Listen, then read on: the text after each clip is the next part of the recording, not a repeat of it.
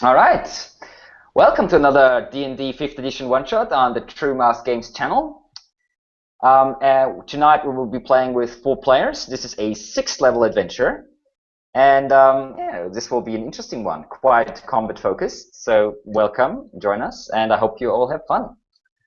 All right, so let me welcome you once again to the Kingdom of Orelon, a realm weakened by plague and the machinations of nobles and priests alike.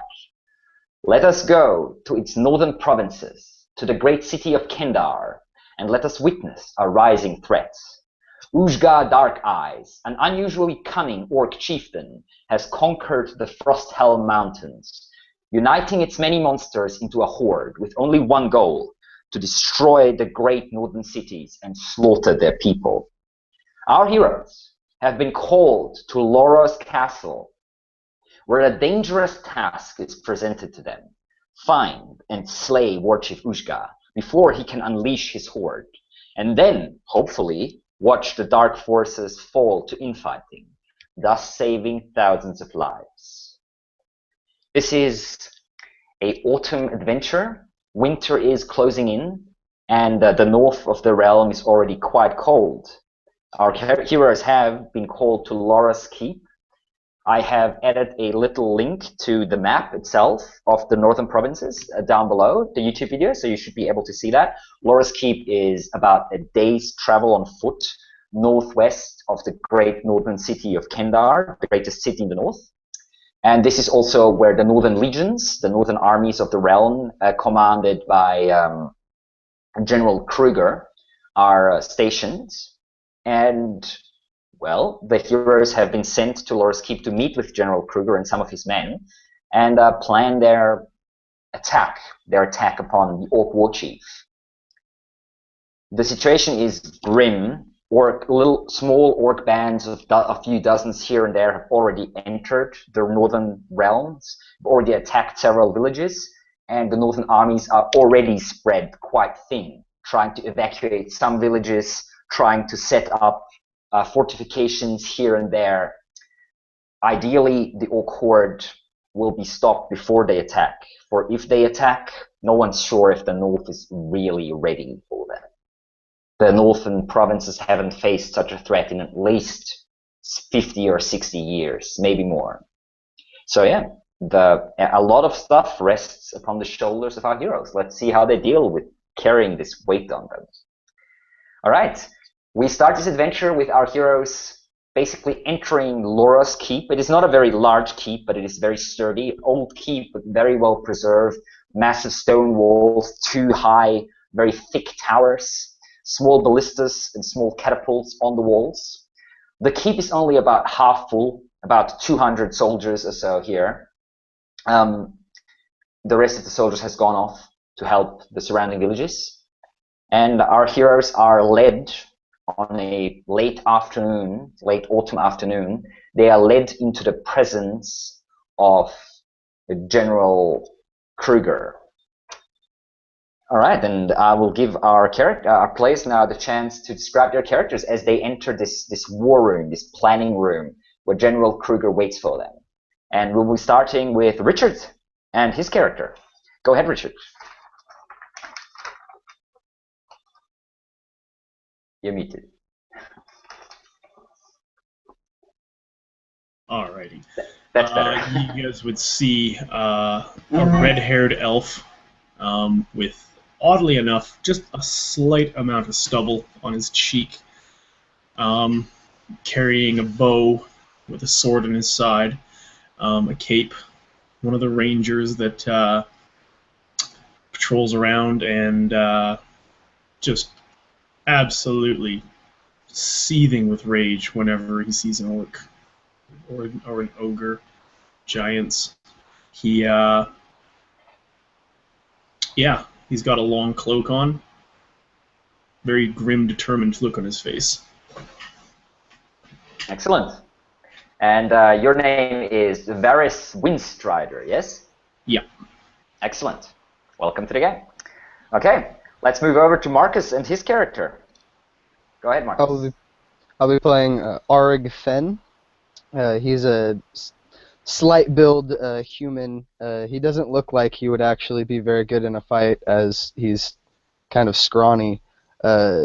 But he carries a bunch of weapons. He's got 2 swords and a shield and a bow on his back. He sort of looks like he holds a great amount of contempt for even having to be here because it's so cold, and he does not enjoy the cold at all. Well, this is certainly not the right environment for you then, because yes, No. this will He's be here for cold. the cold.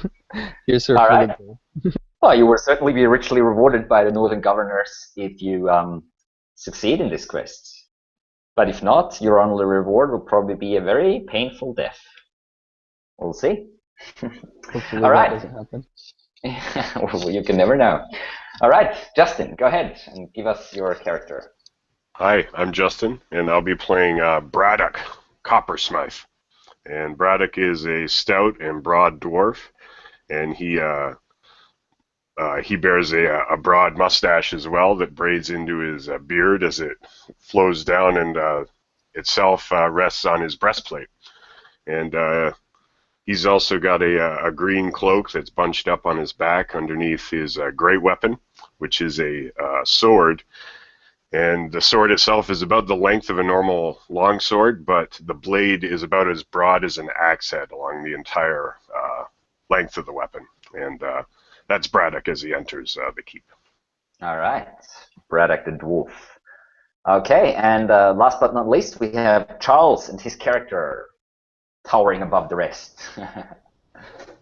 Yes, as Rowan of the Rock Tossers comes on in, you see where he has a fine cloak of hunter green up around him. He has a tattoo of lightning bolts on his chest. You'll notice, which with the cloak open up, you'll notice those finely with no problem. You'll see a blue crystal on a belt buckle.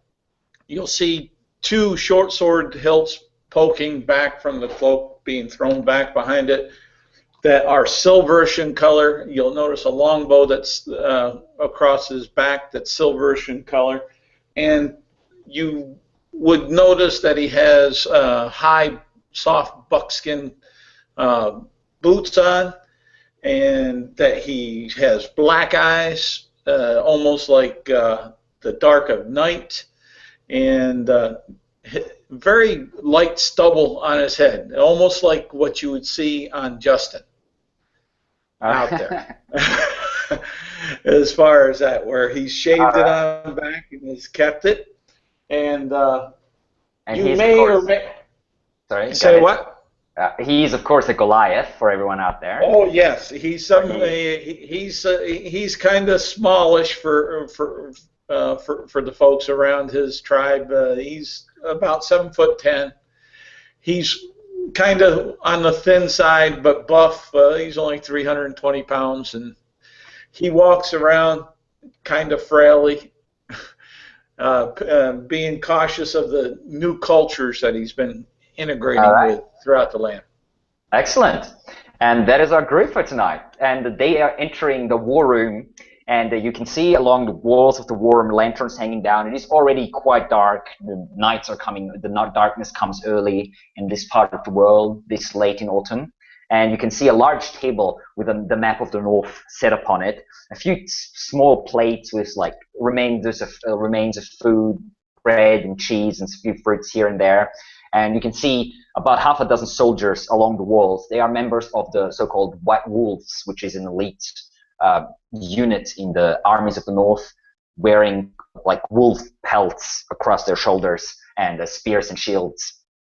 And you can see 2 people awaiting you, both of them sort of bent forward, looking over the map on the table. One of them you know, at least by reputation, and you have probably already met him 1 or 2 times, or at least seen him. This is General Kruger himself.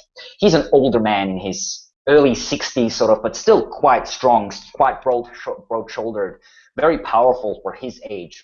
He has a neatly trimmed silver mustache falling down to his chin, a silverish beard, half-length, nearly shoulder-length hair tied back into a small ponytail, and he's wearing a very nicely made silver chainmail with the white wolf symbol in a silver clasp, holding a red cloak that's draped over one shoulder. The other person awaiting you is an elf, a thin, nearly scrawny-looking one, very sharply, nearly chiseled face, a protruding nose that reminds you of a vulture's beak. He has very little hair in his head, nearly shaven off, very, very thin, just a little bit of stubble here and there, kind of like Royan. His ears, the pointy ears of his heritage, are very prominent.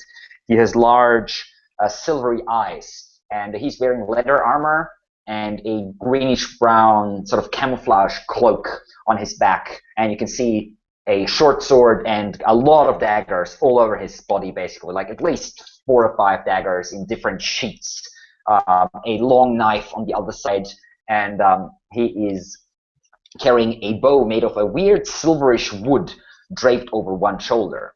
And some of you, at least Varys Windstrider, Richard's character, will recognize this man, at least by reputation, this elf, I should say, at least by reputation, if not by anything else.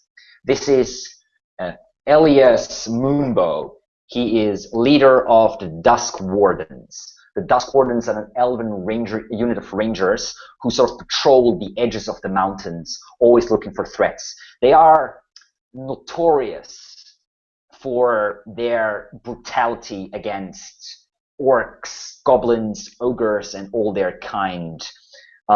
In fact, Varys, you might have worked with them in the past. They are not a very large unit, only about 30 or 40 men, but quite efficient. Sounds like my kind of people. Certainly. They both look up as all of you enter, both the general and the head of the Dusk Wardens, and they turn towards you, Elias, with quite a cold, nearly calculating gaze. The general himself with a little bit of a smile, and he steps towards and clasps your hands and shakes each of your hands and says, "Welcome, welcome. These are the 4 brave ones, the 4 in which I put my trust in this thing. Welcome. I assume you know who I am. This is Elias. He leads the Dusk Wardens. I'm sure you have heard of them." Yes, Indeed, I've heard of them before in my troop. I've not heard of them. Although Well, I've never been this far north. Well, they are elven rangers, and they share our distaste for orcs and their kin. We do not have much time for pleasantries, I am afraid. We estimate that the horde might strike within the week. First elements have already exited the mountains and have attacked a few settlements. My men are busy keeping as much peace as they can.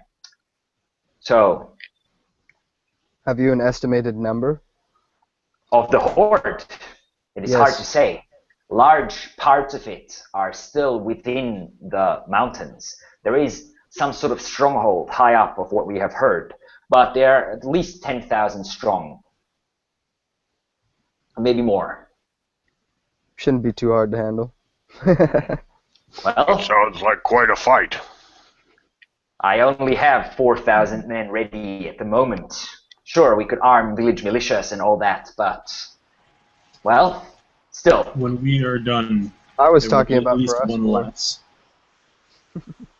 Let us hope so, my friends. Let us hope so. Anyway, I will let Elias talk. He knows more about the plan than I do. It is his plan after all. The elf gives a nod, steps forward and says, "Well, the plan is simple. We are to slay the Darkeyes, as the orcs call him, before he can order the march of his largest troop units of orcs, trolls, ogres, hobgoblins, and whatever else he has assembled. And I already have a plan how to get to him. Of course, it would be impossible to attack him within the horde itself. There would be hundreds, maybe thousands of creatures close by. Luckily, we do have the advantage when it comes to brains. Orcs are not very smart, and even though this creature is supposed to be more cunning than the average warchief, he can still, well, he rules through strength and fear. If he shows weakness, his own captains will rise up against him, and the horde might fall.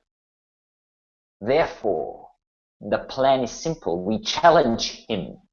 We kill one of his lieutenants, and he will have to come out to deal with us.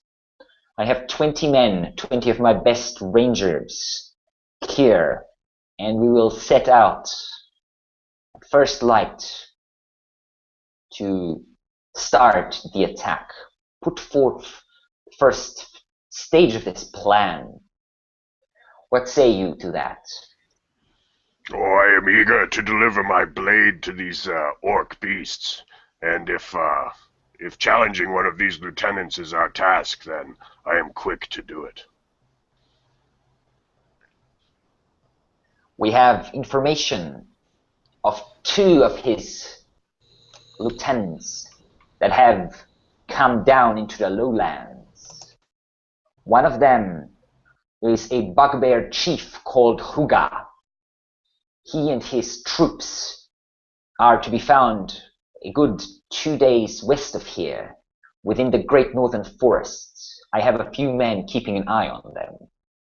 The second possible target is an orc shaman by the name of Galdak One-Eye. He and his men are about 3 days north of here in the mountains, in the ruins of what was once, about 50 years ago, a human mining settlement.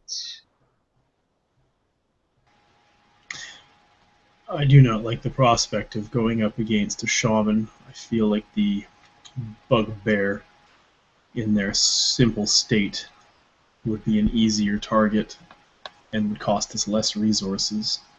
I feel that the shaman must be destroyed. Well, that might very well be the case. I'd say that they are equally well protected, but we should be able to get to them. We also have to think about which one we leave behind. If we are destroying the orc chieftain and we're killing one of his lieutenants, we have to think about who's going to rise up afterward. Do we really want a shaman leading them? That is very true. Religious fervor is much easier to use to start an army, as well as the inherent evils of magic. What say you, or a dwarf and Goliath?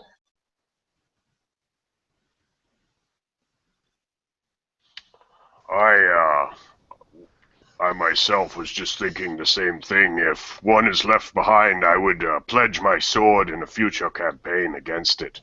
I would not want to leave these orc rabble any foothold in these lands. But I believe the wizard might be a more potent threat if left unchecked. The shaman. Sorry. This magic is not my business. Yes, wizard, shaman. They are similar in many ways, but shamans use a more primitive, nature-bound sort of magic. Orcs are not smart enough to study the wizardry arts. And he turns towards Rowan with a questioning look on his face. And Rowan will go ahead and say, I'm willing to test my skill and my tribe's honor against either. Both sound like good, fair opponents to have a good time with. So, whichever the command decides is what I'll go with. The elf Elias turns towards General Yerrick, General Kruger, that is. So the general standing there, arms crossed, and says, "Well, I believe Shaman might be a more powerful threat, and I think Braddock speaks truth.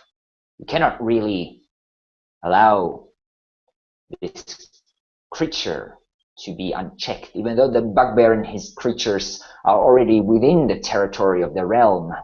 A shaman might prove a more cunning, more dangerous foe if he enters our lands. He might be more difficult to find, especially because we do not know what kind of powers he possesses."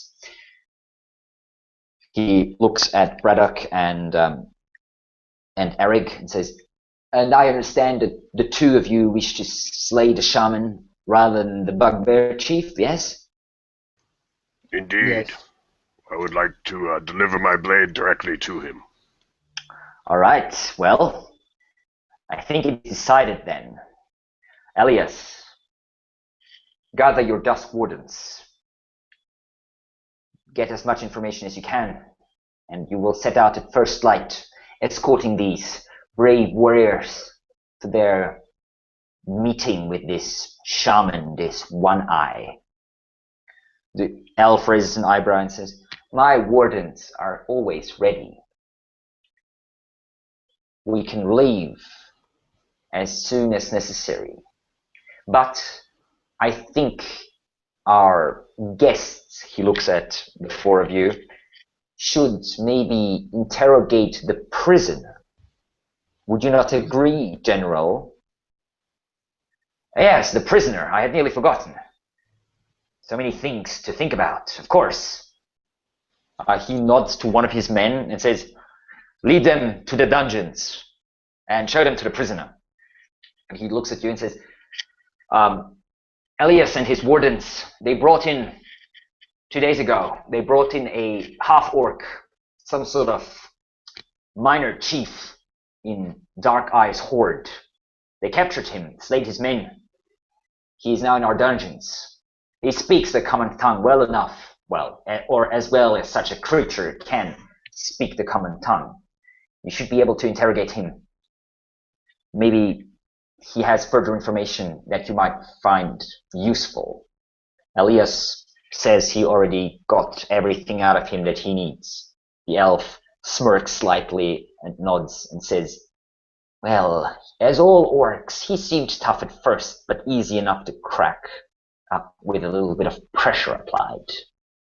Anyway, I will gather my men and begin preparations." And he turns towards you, gives you a nod, and says, "I will see you at first light. Do not be late," and leaves the room.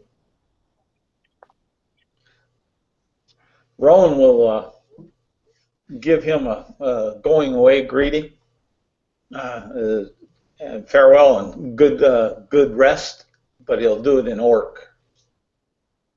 All right. Just to poke at him. Elias looks at you and then turns around again and goes out. Yeah, Braddock will raise an eyebrow, but nothing more. He doesn't speak orc, but it's... Yeah, the General Kruger looks at you and says, "Ah, you speak their tongue. That might prove useful if you need other orcs interrogated during the course of your journey." Your command. Excellent. That is what I hope to hear. Do whatever necessary. This is not a honorable foe we face. They will rape, pillage, and burn their way through all the northern provinces if they are not stopped. And the sooner we can stop them, the better.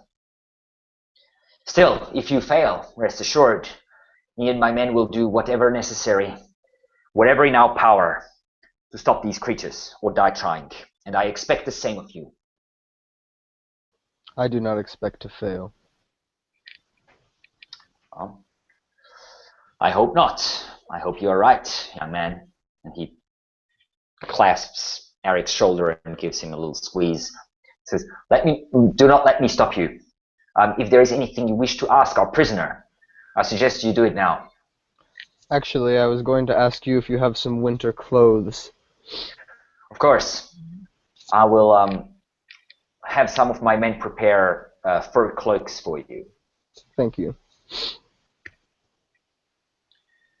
Okay, so one of the soldiers steps up and says, and sort of salutes, like sort of fist on the chest, and then says, "Follow me, please." And he leads you down into the courtyard, and then through a large, pretty heavy-looking gate further down in the basement, and you can smell the stench of sweat and shit down here. This is not a basement that's been cleaned very often. A couple of rats scuttle out of your way as the soldier leading you raises a lantern, and he leads you down a corridor and then to a small cell with a single wooden door with a small barred window about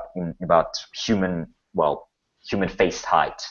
And as you gaze in, as the soldier raises his lantern, you can see a pretty big-looking half-orc, dark green skin, chained to the wall of this cell, like both his arms sort of chained above his head. And from the looks of it, he seems to have been severely beaten. Half of his face is swollen, one of his eyes is closed up, one of his tusks is broken off, and he has several fresh cuts all along his arms, like someone took a knife to him, basically. I asked the guard or the soldier that brought us down here, where did you acquire this one? I do not know. The Dusk Wardens, they captured him somewhere in the forest 2 nights ago. They brought him in last night. I do not know where he was captured. After... Oh, sorry, go ahead. I was just going to ask, how far away is he from the wall to the door where we see him? Is it open, the door? The door is locked, but the soldier has a key. The cell is about maybe 5 feet by maybe 8 feet or so. So the orc is about maybe 7 feet away from the door or so. Not very much. It's a small cell.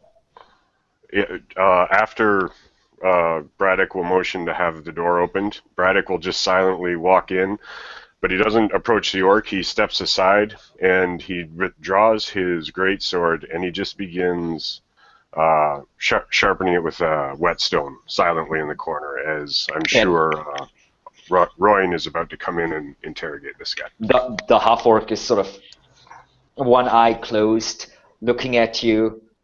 He hasn't seen light for quite a while. You can see his eyes, his one open eye starts tearing up as the lantern is, the light of the lantern falls into the cell, and he just gives this.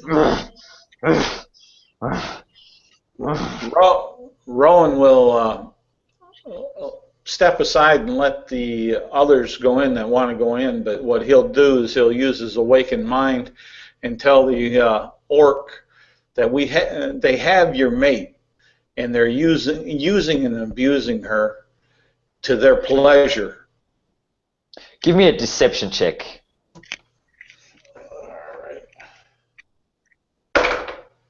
All right. That's not good. No. Let's see here. That's all of a 3. All right. This half-orc looks up at you and says, in Orcish, "What the fuck are you talking about, Goliath? My mate is up in the mountains. They didn't get her," and he just spits at your feet. Did anybody say anything? No, actually. He's talking in his mind, so you have no idea what this orc is about. Is he talking to himself?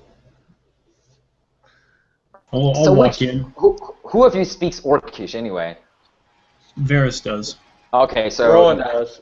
All right, so the two of you. The other two didn't understand what he was saying. He was just like, "Oh, okay." You have no idea what he said. He's like, Orcish, Oh, okay. all right. Varys will walk in. He's gonna pull out a little thing from his pack, like a little ration. Pull out some jerky, kind of chew on it, and You can hear. I bet you haven't been fed in days. You can hear the half-orc's stomach actually rumbling quite loudly in the cell. Who are you? He now speaks in common. Who are you? What you want with me? Oh, I'm nobody. You wouldn't know me. You're one of You're those gonna fucking pointy ears, are you? Come to talk to me some more? Fucking elves. No, we're all No, friends that's- here. And I wave that's- my hand like a Jedi and cast Wait friends until spell. the warchief gets here. Oh, friend spell, alright. Is that a wisdom saving throw? Okay. I believe that so. is a... It gives Oh, him no, advantage. it gives me on, Oh, no, that gives you... That's right, Yep. yeah. if You they're can not give that to the hostile. charmed person. Alright. So he's just like... Wait until the warchief gets here. Uzgha will tear this place to the ground. He will destroy everything here. Slaughter you all. Oh, I don't doubt it. So what are you doing here then? I was captured by the fucking elves. Whereabouts? The forest. Oh, the forest. They're sneaky bastards. Oh, whereabouts were you coming from? I came from the mountains. Oh, the mountains. So you're directly under Uzgar then, or are you Warchief sent me to scout, see how many soldiers, how many armed are here. Rowan uses Wake and Mind ability again and just say one word to him. Deserter. Dior just looks at you for a moment and then looks down. Kill me if you want. This is not a place worthy of a warrior. Why would we kill you?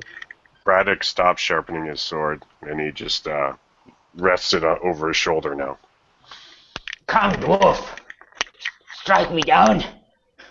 Your kind enjoys killing. And he sort of shows his neck to you. Well, we may be able to make a deal. You can get what you want, possibly, if we get what we want. What do you know of this shaman that may be working for Darkeyes? One Eye. Is that what you're talking about? Are you talking about One Eye? Is that his name, One Eye, the shaman? Well, Uzgha's more than one. One Eye's one of the most powerful, though. Most powerful. Were you serving him at this mine? What? No.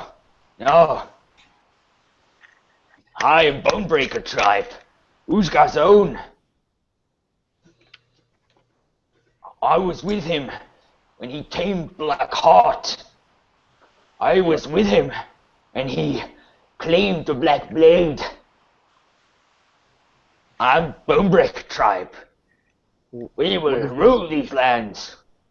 What is this Blackheart? Is this a steed of some kind?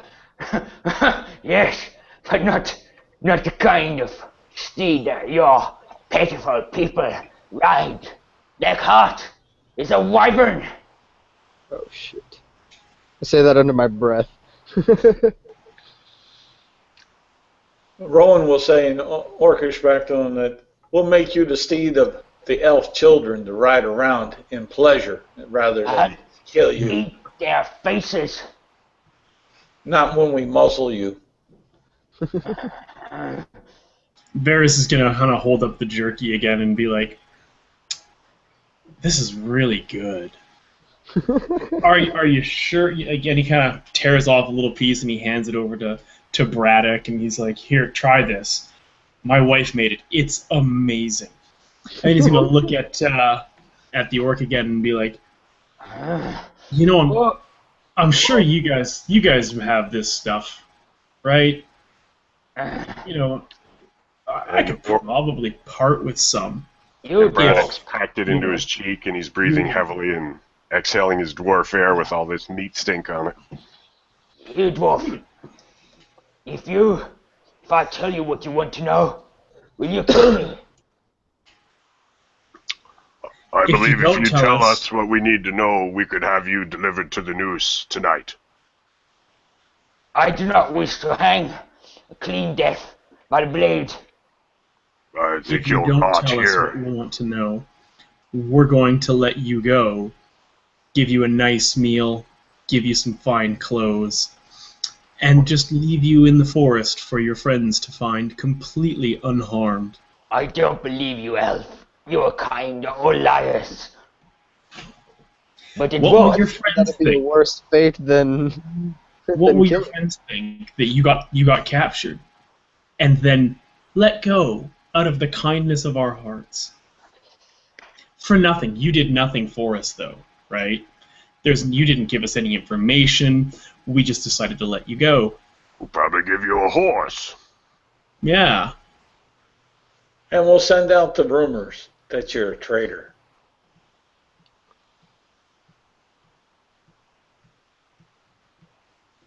Oh, well, we might have had a little pause out there. Has it been an hour already? And All right, I'm back. Sorry about that. cool. So he's still like looking at Braddock, and she's like, I have your word, dwarf. I will tell you what you want to know. So I turn to the dwarf and I whisper, I think that he thinks that we're going to let him go as a kindness. Well, if death is what he wants, I will petition for the noose for him. But he needs a weapon in his hand before I sever him. Why? We never told him I have when no he could die. qualm. I do not wish to come before Groomsh, dying a coward's death. I will tell you what you want to know. If you give me your word, dwarf.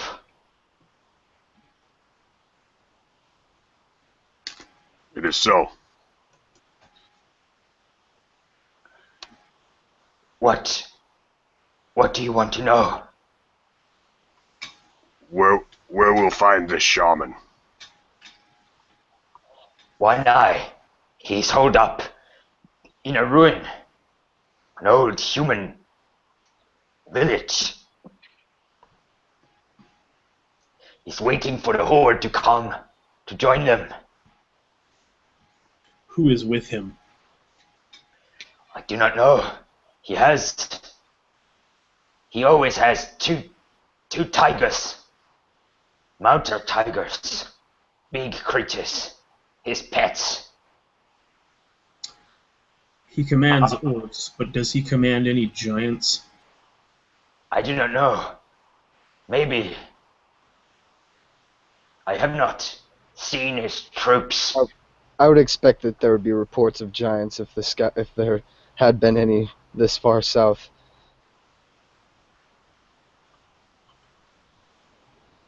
We have scouts.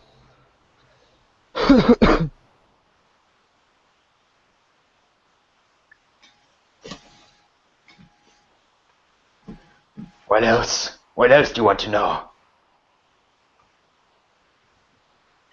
If you have no more questions, Braddock says as he looks to his three companions, he'll say, leave me. I see a bit of a problem with this. This isn't our prisoner. You gave your word, dwarf. He'll be fine. Leave me. I'm going to pull out a small dagger.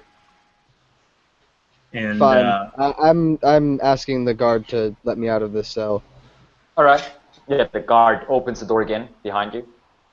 okay. Is he like manacled up, or is it like ropes? Yeah, he's like manacled up to the wall. Only his arms though, but still. Okay.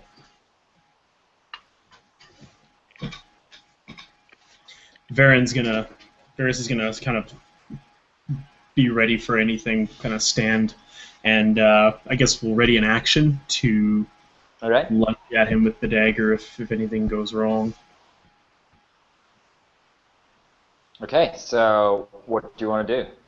Rowan will turn, leave out of the cell, and as he does, he'll use his waking mind and let the orc know that we'll spread the rumor that you gave us all that you could, and that you're a traitor.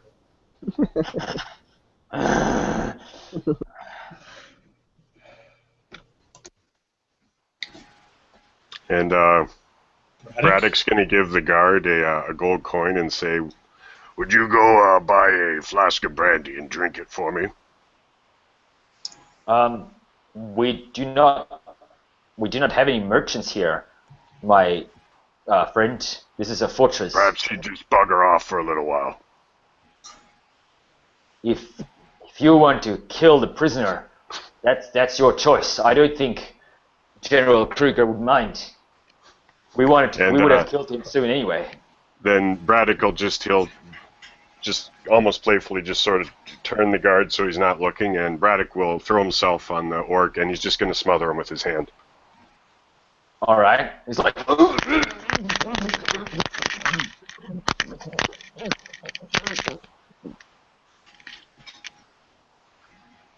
And then Braddock will Oh, this is pretty good.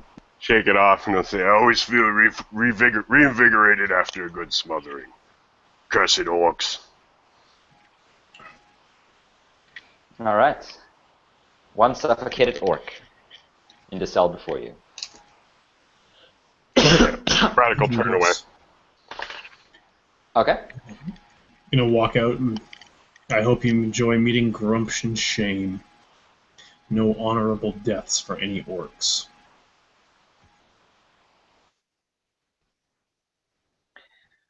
All right. So with that information gained, that orc dispatched, is there anything else you would like to do with this evening, or are you just getting ready for next morning? Set out early.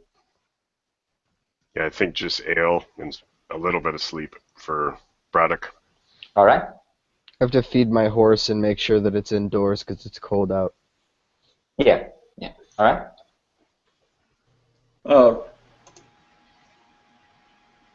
Okay. I will, I'll go and have some wine and meditate for a while. Rowan will go outside, get in the some good clean air, and feel reinvigorated by the chill on the air, and hit his chest. Feels like home. All right.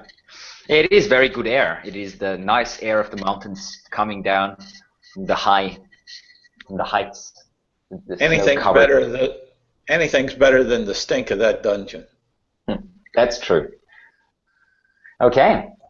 So next morning dawns, and you meet up in front of the keep with the Dusk Wardens, about 20 warriors, some half-elves, some humans amongst them. They're all dressed very similar, leather armor, sort of brownish green camouflage cloaks with hoods up. They all have longbows over their shoulder. Most of them wield short swords and daggers, carrying them on their belts. And they have like small backpacks, basically. None of them has any mounts or anything like that. And you can see Elias, the leader of the Dusk Wardens, waiting for you there as you step out of the keep. Braddock is he's quite pleased with the fur cloak that was provided for him, even though he had to cut about 1.5 feet off the length of it. And but he's got it bunched up under his greatsword. And yeah, he approaches the mass of men and elves getting ready, and he's breathing hot air into the cold atmosphere. Elias turns to you and gives a quick nod and says, "Well then, are you ready to set out?" I believe I am, and I think my companions should be any time now. And they might even be right behind him as he's looking. Yeah. So it's not going to get any warmer out, is it? Warmer, human, no. It will get colder, much colder as we head into the mountains. Varys is just going to kind of shake his head and mutter under his breath, Southlanders. I And then he's heard. going to look over at Braddock, be like, Master Dwarf, shall we fetch you a stool to get you to your mount? Perhaps we could have a pile of hobbits. I like this one.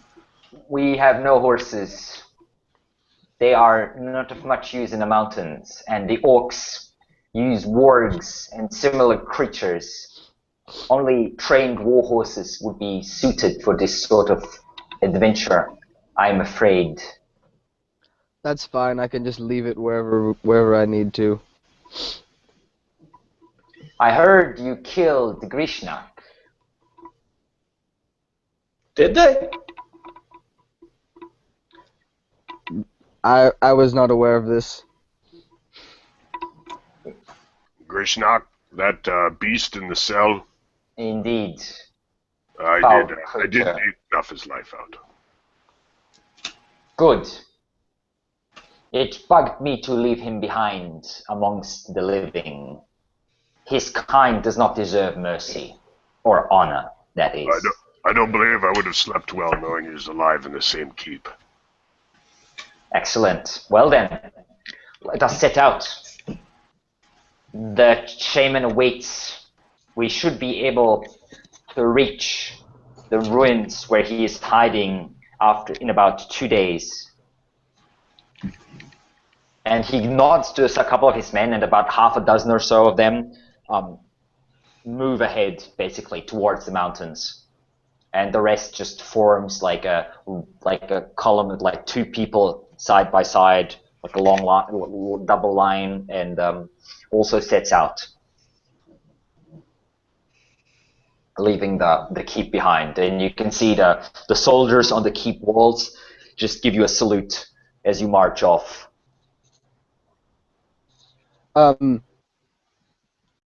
If I'm leaving my horse behind, I'll need somebody to carry the things that are on my horse, which is about 40 pounds worth of shit.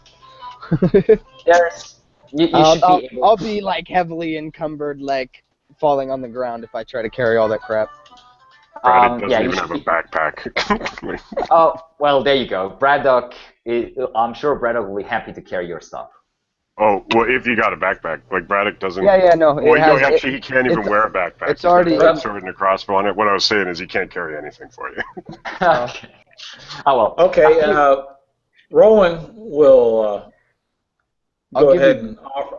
I've got 10 gold for you. Rowan will offer to carry it for you. He'll just ask you, is there anything in here that you're going to need immediately off? Okay. No, just try not to smash it on the ground, as there are flammables in there. Well, I'm not worried about that. And what you'll see is Rowan to take the backpack, pick it on up, open up his pouch on the side, and just put it inside his pouch and close the pouch. Magical bag. And say, done. Hopefully the wizard that made that is dead. All right. Yeah, you set out into the mountains, walking uphill, and you can see in the distance rows upon rows of snowy peaks. Here and there's a few trees up high, but most of it is just barren rock covered in snow and ice. The first half day's journey or so is still more or less in the lowlands, so you don't get up too high.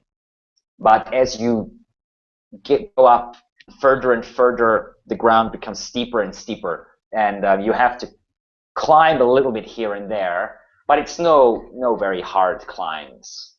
The people around you, the Dusk Wardens, are generally very disciplined, very quiet. They hardly ever talk to each other. You can see them sometimes doing quick gestures with their fingers. They seem to have some sort of simple version of sign language, basically.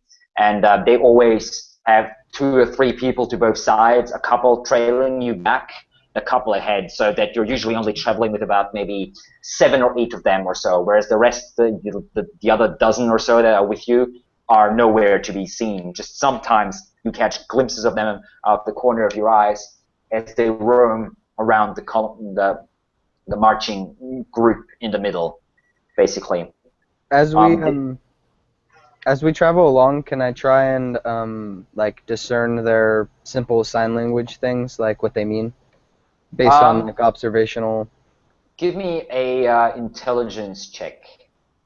Okie dokie. Oh wait, you want me to roll that in the Hangouts? You can roll whatever you can roll whatever you want. You can roll in Roll20 Hangouts. You can use your own physical dice at home. I don't care. Okay, Whatever you prefer. Since Rowan's favorite terrain is mountains, can that help us out in our travels, or have we not gotten into difficult terrain yet with that? Oh, it is difficult terrain, but you have like a dozen rangers or so with you, and who all have favorite terrain mountains. Amongst them, Varys as well. So yeah, like your combined effort makes your travel quite well, as easy as it can be mountainous terrain. Okay, and just wanted to make sure we helped out the rest of the party as much as we could. Yeah, sure. Several of the wardens will actually cast Pass Without a Trace a few times every day on the whole group. So when you actually look back onto the snow that you pass through, there is no footprints. You don't leave anything behind. The group moves stealthily, nearly invisible amongst the peaks. Okay. And thus passes the first day of your journey. Okay. Have you rolled your intelligence check? Oh no, I didn't. My thing was loading really slow here. Give me a second. Okay. I believe I have a 0 mod to that anyways. Here we go. All right. You can pick out a few simple things like that many people, like that far ahead, and that sort of stuff. They're basically like quick commands that some of the senior ones of the Dust Warden seem to be giving out. Like 3 of you move, I don't know, half a mile ahead or something like that. And like you can pick out a few things, not everything, but you can pick out like a few simple things here and there that you can figure out over the course of the first day.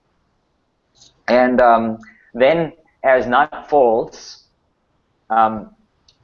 Elias turns towards you and says, "Usually we would move during the times of darkness, but our enemy sees in the dark as well as we do." And he looks at, obviously, especially at Eric and Royan and says, "And I believe not all in our group are capable of seeing the darkness. Thus, we will rest, and we will set out just before first light." Rowan will say, "Speak for yourself. I see extremely well in any darkness." He gives you a sort of quick, surprised look and then nods and says, "Good. That is helpful to know." I'm not as fortunate. I would not argue against the rest, though. And you can see Braddock's already digging into his rations. He's pulling out some eggs to cook, and he's ready to munch. No fires, I am afraid. Oh, the eggs go down raw. There are about 200 orcs within a few miles of us. We would not want to bring them down upon us. Not without necessity. Braddock will grumble as he's eating a few raw eggs then, and they drip into his beard. And All right. Orcs, no fire.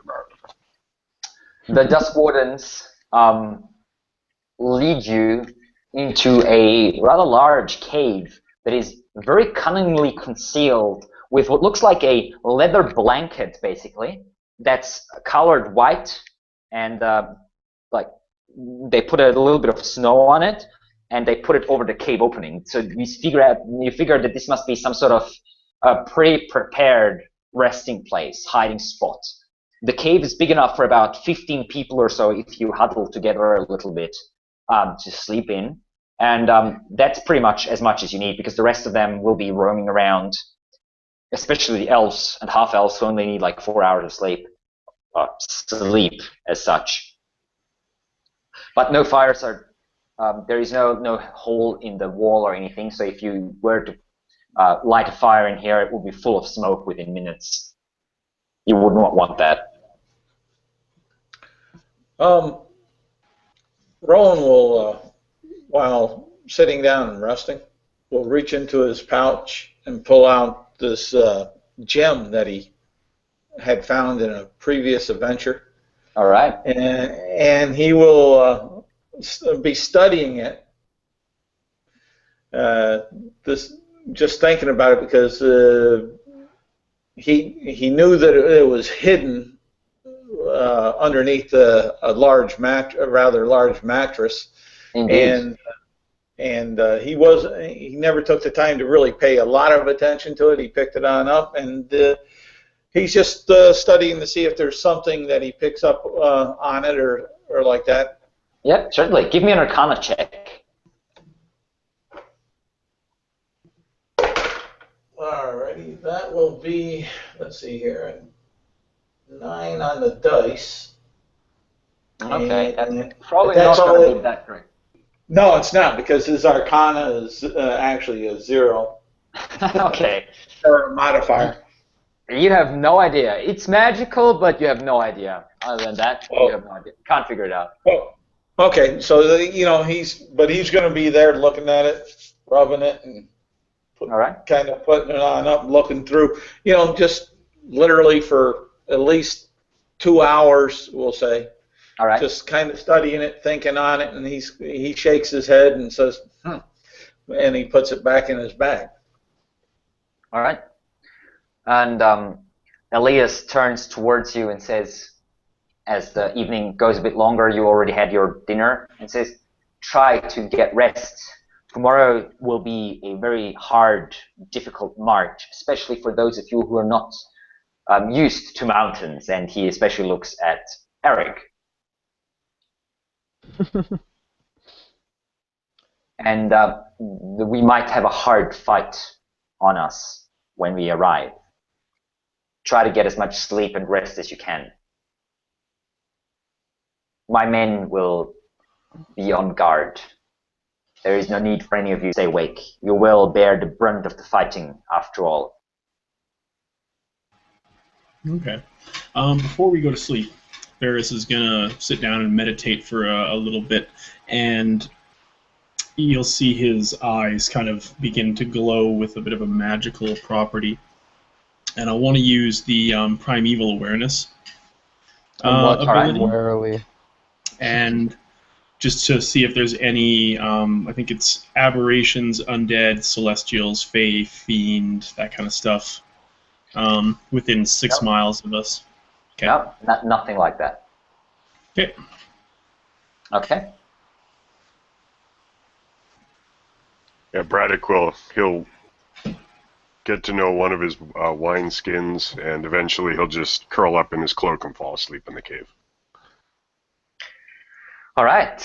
And you sleep for what seems to be far too little, and then you are roughly shaken awake by hands that just sort of push you and slightly shake you. And you can see, as you open your eyes, that members of the Dusk Warden are standing above you, and they just give you a nod and say, "The sun's nearly up. It is time. Eat something." And Warden Commander Elias says we will be on our way within the half hour. Son. And I yawn and stretch and get out of bed. Yeah, it's pretty dark inside this cave. There's only a little bit of sun, like a little bit of moonlight filtering in, and there is a single candle burning. Because most people in here have dark vision, except for a couple humans that are with the Dusk Wardens and Eric. Yeah. No dark vision for me. All right, so you So have a quick. I put my armor on and eat my breakfast and stuff. And Yep. As get ready to go. as they shake Rowan awake, all of a sudden Rowan will roll over and his hand will start to glow a little bit blue, and his tattoo will start glowing a little bit blue down his chest. And then once he realizes who it is, with his sight clearing on up, he'll retract that. Easy.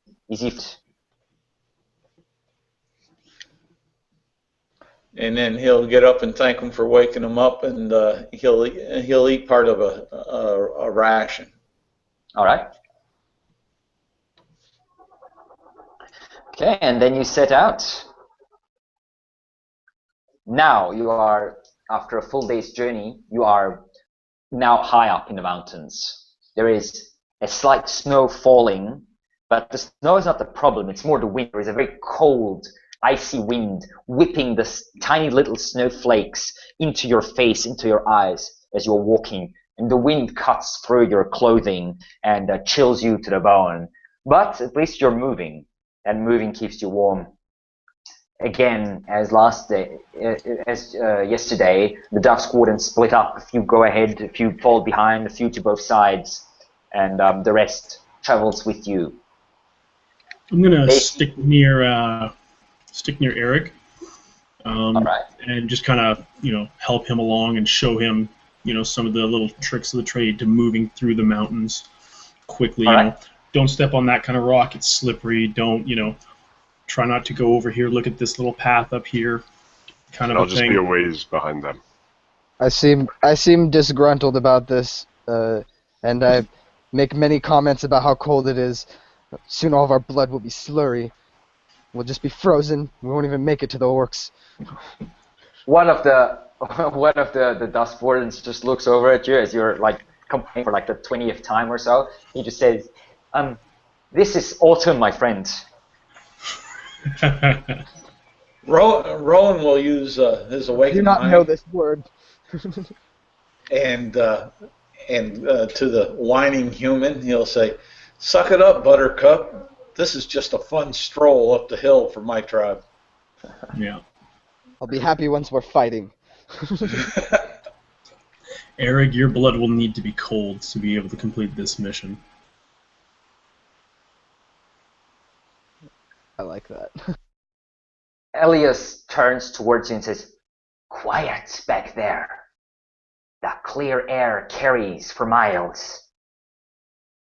And we are in enemy territory. There could be all kinds of creatures everywhere around us."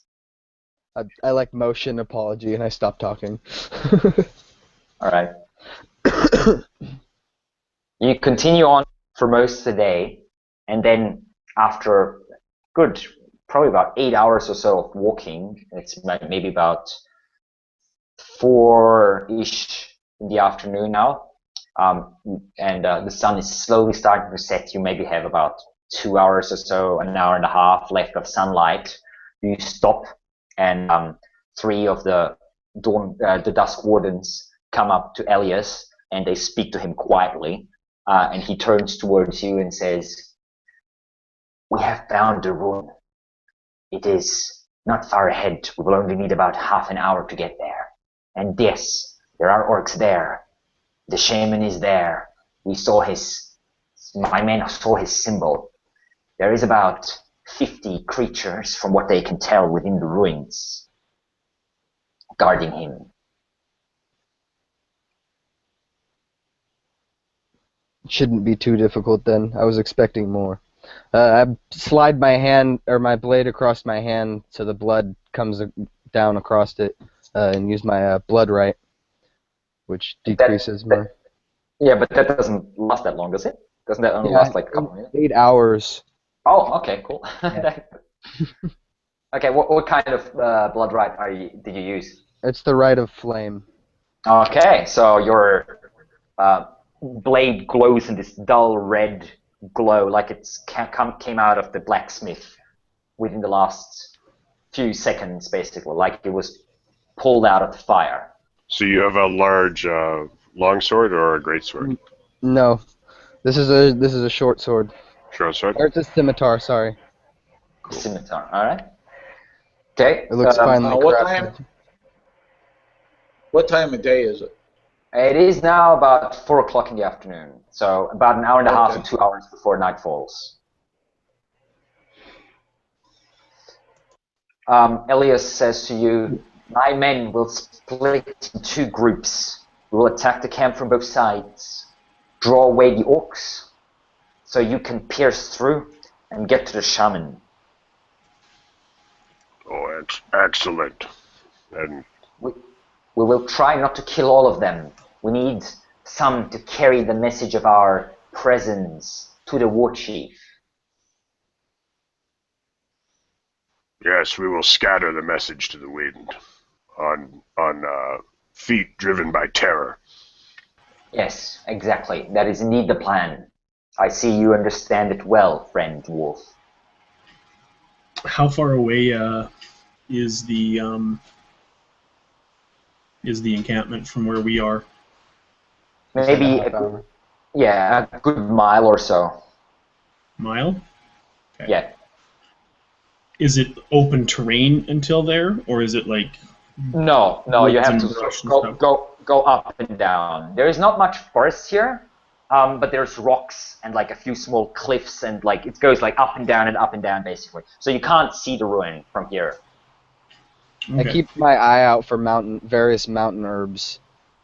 There's very I would little growing here. I would know this. I'm just any herb growth. All right. Yeah, you can only see a few small bushes covered by snow. Any herbs would be hidden underneath the snow. Okay, well I'm not going to spend my time actively searching for them while we're marching. Yeah. You're just marching. While you're marching. Okay. All right. So you walk for another 15 or 20 minutes or so, and then you can see your destination in front of you. It's a couple hundred yards away from you now, as you are hiding between a large rock formation with like jagged rocks coming out of the ground, and you can see it's not very large. It basically looks like a small village of maybe about 10 or so houses. One of them is larger than the others, built of stone and mostly intact. The rest has been seemingly built of wood with just a very little stone here and there, and that's mostly crumbled. And you can see crude tents made of hide and orcs and a few goblins just miling about, talking, and you can hear their voices carrying over. They don't seem to think that they're in danger. They seem quite carefree from what you can tell. They have a few guards, as far as you can tell from the distance, but they don't look particularly on guard. Let's put it that way. They're So just sitting around. I ask Elias, or am I actually close enough to even talk to him? Yeah, you're close enough. He's only about maybe 10 feet away from you. I'm gonna try and motion, ask him if we should utilize stealth to gain like the advantage of surprising them. He gives you a look, a bit surprised, then looks over at Varys and says, "Can you cover your tracks and hide your group?" Yes, I can handle that. Excellent. We will attack soon. And he gives motions to group with his men, and they just melt away into the rocks and move away to the right. And he nods to the second group and looks at you and says, "Attack whenever you hear the first screams." And he disappears with the rest of his men to the left and leaves you behind, only the 4 of you. Did we have any standing orders there? We just get to do whatever? Yeah, we're laying in wait. Oh, okay, so we the wait attacks till to go we off, hear the- and then okay. we're going to go in and get the shaman. Okay, that's what I thought. I didn't know if they were waiting for us to charge in or if we were waiting for them to charge in. No, I was you're confused waiting for a second. them to charge in, but the question is, do you want to wait here or do you want to try to approach? Because you're still a couple hundred yards away. I would say we'd get into a better position beforehand. So Yeah. let's stealth over there while the other guy covers our tracks. Does it look like Scouts in the area don't find us before we attack them? there's an opportune sort of vantage point where we could be cut the distance in half and also maybe like get some obscurement? There is plenty of rocks, small bushes, and a couple trees, so there's plenty of cover. And there's only 4 of you now, not like 25 anymore. So there's a lot of places you could hide. The closest ones to the camp itself are about 60 or so away from the edges of the like that little village, basically. So Braddock, he'll just say, perhaps we should cling to the rocks as we make our approach and wait for the attacks to go off. Excellent idea. Okay. Varys is going to kind of circle and kind of Rowan, motion for everyone to circle up. Can I get a quiver of arrows out of your bag, please? Oh, And Braddock will come to the beckoning motion. He'll huddle up as these arrows are possibly being retrieved. Rowan will go ahead and walk over toward on the circle up. As he's doing, he'll open up his bag and he'll reach for the backpack and pull it on out and hand it to him and say, "You get what you need." And I pull one of the quivers off the side of the backpack and hand him the bag back. all right, and I'll put it on back in, and then I'll take my bow off my shoulder and a couple arrows up along the bow to have ready if needed. And Braddock, as he approaches the huddle, he's going to knock on his breastplate and say, "I'm not actually skilled at stealthing, but my legs are free to the task."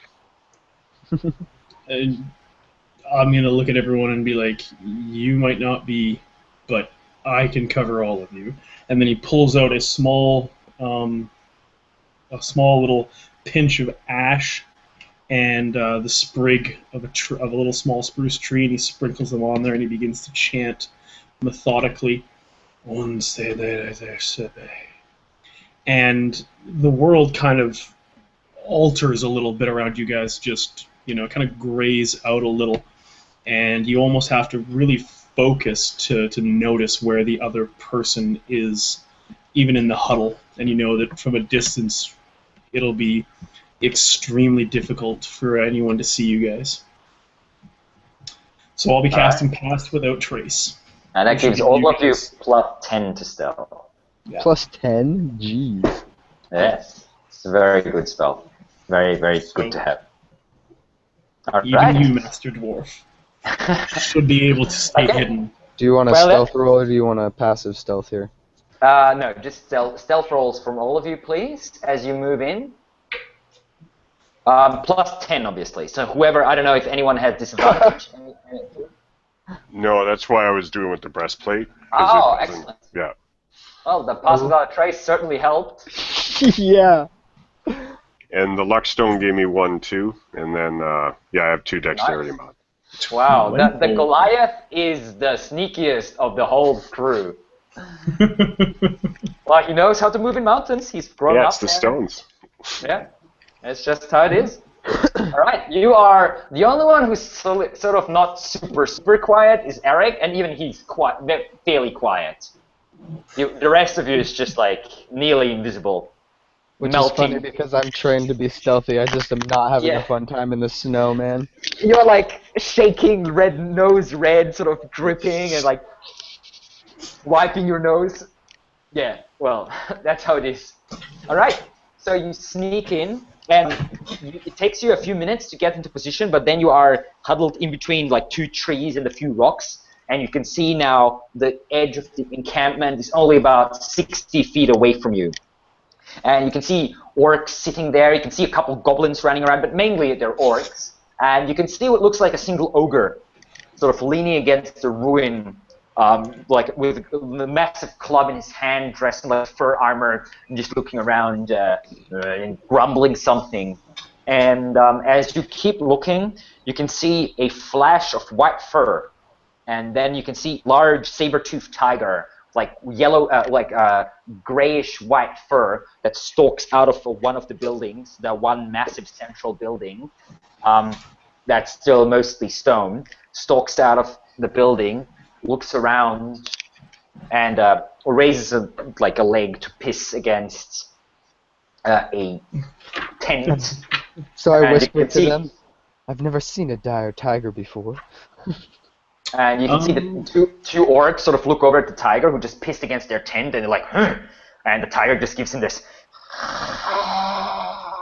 and they just turn around again. And the tiger turns around and disappears back inside. Now, how far away was that tiger? I'm going to whisper to them, "That's got to be his tent." The guy said the tigers are with him all the time, or her. I guess we don't know if it's a chick. It's not a tent; it's a stone building. Oh, sorry. The last standing building, basically. I didn't That mean was to. about 90 feet away from you, so about 30 feet from the edge of the encampment. That Okay, sounds about good. right, Eric. I think that would be the leader's quarters. And cat. So that's good longbow range. So we got we can They cover said that. cat. He said cats, not cat. Indeed. Hey, one pelt's just as good as another. 2 coats coming up. All right, and as you're talking, all of a sudden you can hear as arrows come shooting out of nowhere, hitting a few of the orcs. You can see one orc jumping up, and like 3 arrows hit him in the eye, one in the throat, one in the cheek, and he just falls down. And the others are like, "Ah! Uzgha!" raising their weapons, like jumping up. Orcs come storming out of tents, some sort of wiping up a sleep from their eyes. You realize some of them have been asleep. The goblins are sort of scattered underfoot, and then you can see the dust wardens appearing in the rocks in between on the left and the right side of you. Just some of them shooting with the longbows, others like whipping out scimitars and short swords and moving in close. As soon as the orcs see them, it's like, and they just start running. Like the orcs basically split into 2 groups. Only a couple remain behind, and the most of the orcs, about 20 to each side, just start running towards the dust wardens. Rowan would be waiting for that big tiger that he saw, that saber-tooth, to come on out. And First up on initiative is Eric. What would you like to do? As soon as I see my comrades run forward, like there's a ready to action. As soon as I see them run forward, I'm going to also run forward and fire an arrow at either the tiger, if I can see it by that time, or just any orc that is in our direct path to the stronghold there. There's like 3 or 4 orcs. Then the closest one. And that ogre that are still within the ogre's just because he's fucking slow. He's just like looks around, really confused, like scratching his head, not sure what to do because there's like enemies on both sides. So he's not sure where to run. But yeah, there's like 3 or 4 orcs and the ogre that are sort of in between you and the entrance to that ruin. But yeah, you hold your action, okay? Noted. Varys. Okay. Is there anybody next to the ogre? Any other orcs? There is a single orc standing next to him. Yeah. All right. And sort of pointing to the left and start trying to get the ogre to comply and run at the dust wardens. Okay, so and they're all like things are in motion now. Like yeah. Okay, I'm gonna drop Pass Without Trace, and I'm gonna cast as a bonus action, Hail of Thorns. All right. As a 2nd level spell. Okay. And then I'm gonna make a sharpshooter attack against the ogre. All right. So you draw back. Yeah. You release your bow. The arrow flies through, and one of many arrows flying through the air. Okay. Let's see if we can get a hit. An 8. Nope. Nope. The arrow misses the ogre. 5. Oh.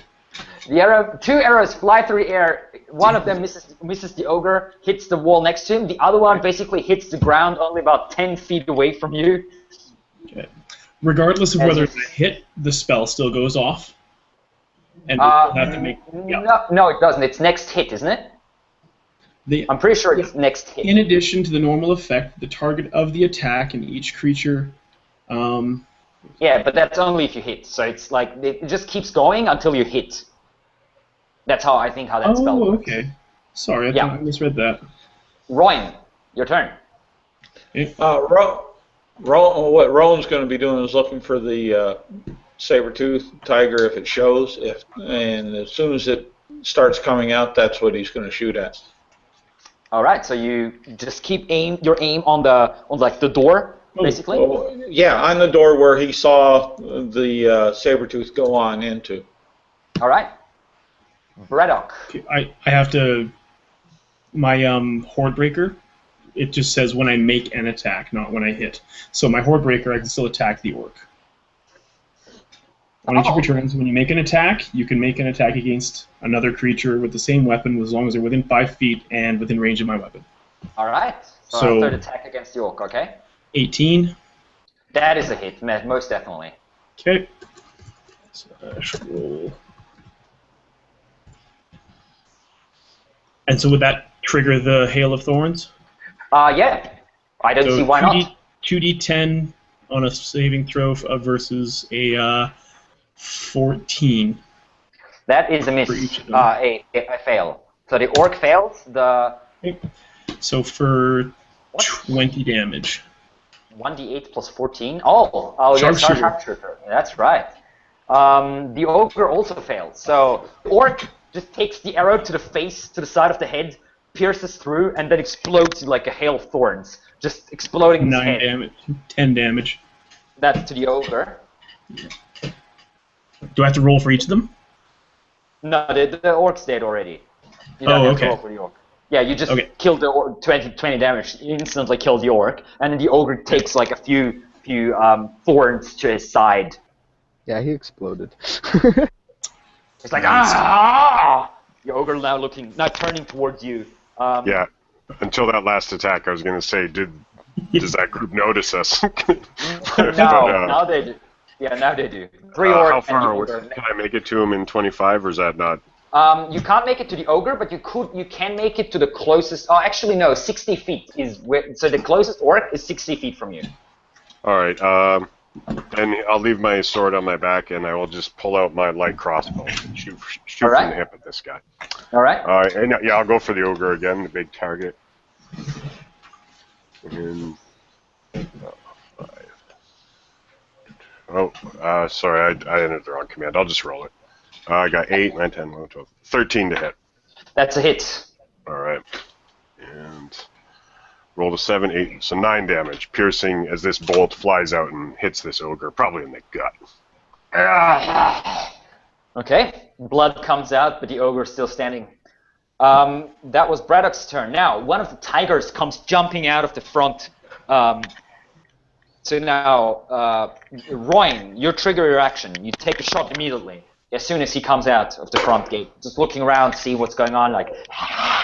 Me as well. Okay, both take a shot. How far is that? That would be 90 feet. Okay, cool. I'm actually making 2 attacks. Okay. Okay, Rowan has a, let's see here, I believe it's a 15, but let me double check. Yep, that is a hit, and those 2 are also hits. 3 arrows fly through the air, striking the saber-toothed tiger at the same, pretty much, or nearly at the same time. Roll damage. All right. I'm just gonna roll it all together. Yep. That'd be 6 points of damage from Rowan. All right, and 15 from Eric, so that's 21. Yeah, the tiger just... so 21... Okay. And the tiger will retreat back inside as he is pierced by 3 arrows. All right, the orcs now. 3 orcs come running your way. Like they have their great axes or mauls out and it's like running your way, and the ogre also comes lumbering your way, swinging his club like this massive tree trunk thing above his head, but they can't quite get to you yet. Yeah, not quite. They're about 20-25 feet away from you now. The 3 orcs and the ogre. Eric, your turn. I'm gonna pull back about 10 feet or 5 feet, however far back I can. If I can go back about 10 feet from the rest of the group, so that the brunt of the melee doesn't hit me right off the bat. Okay, and then I'm going to fire at the ogre. Okay. Here's 2 attacks. I have the double. What kind of weapon are you This is a wielding? long bow. All right. I'm gonna pull back. That is a miss. The ogre's running. The second one hits him though. Sweet. And Varys. Varys is gonna scramble back up a little bit of ways onto a little rock or whatever, and jump up to get a little leverage over the dwarf who's probably in front of him now. All right. And as a bonus action, I'll cast Hunter's Mark on the ogre, and I'm gonna start firing arrows into him. All right. So 2 arrows from where you're jumped up. The ogre just took arrow to like the shoulder. The second one is a hit actually. Okay. Well, your attack bonus is +4 with the longbow. You sure? With -5, yes. Oh, okay, yeah, right. Yeah. Yes. I was just like, what the hell? What's your dex? 12? Yeah, exactly. Come on. Okay. There we go. So the ogre takes 1 arrow, takes a second arrow. Okay. For 15. Oof, that And second arrow hurts. Anything within 5 feet of him that can get hit with Hordebreaker? Yeah, there is another orc you can attack, yeah. Okay, for 23. That is a hit. Nice, for 21 damage. Oh, you know what? Hang on. I gotta add 1d6 to the ogre's damage. Oh, that's right. Marks the 4.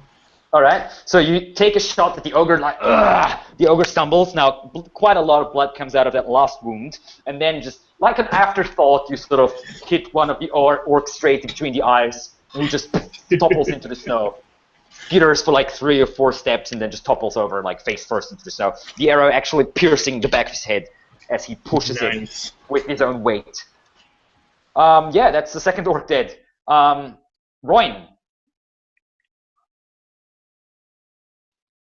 Rowan will go ahead and put his his bow back up and move forward. You said they're 25 feet away, right?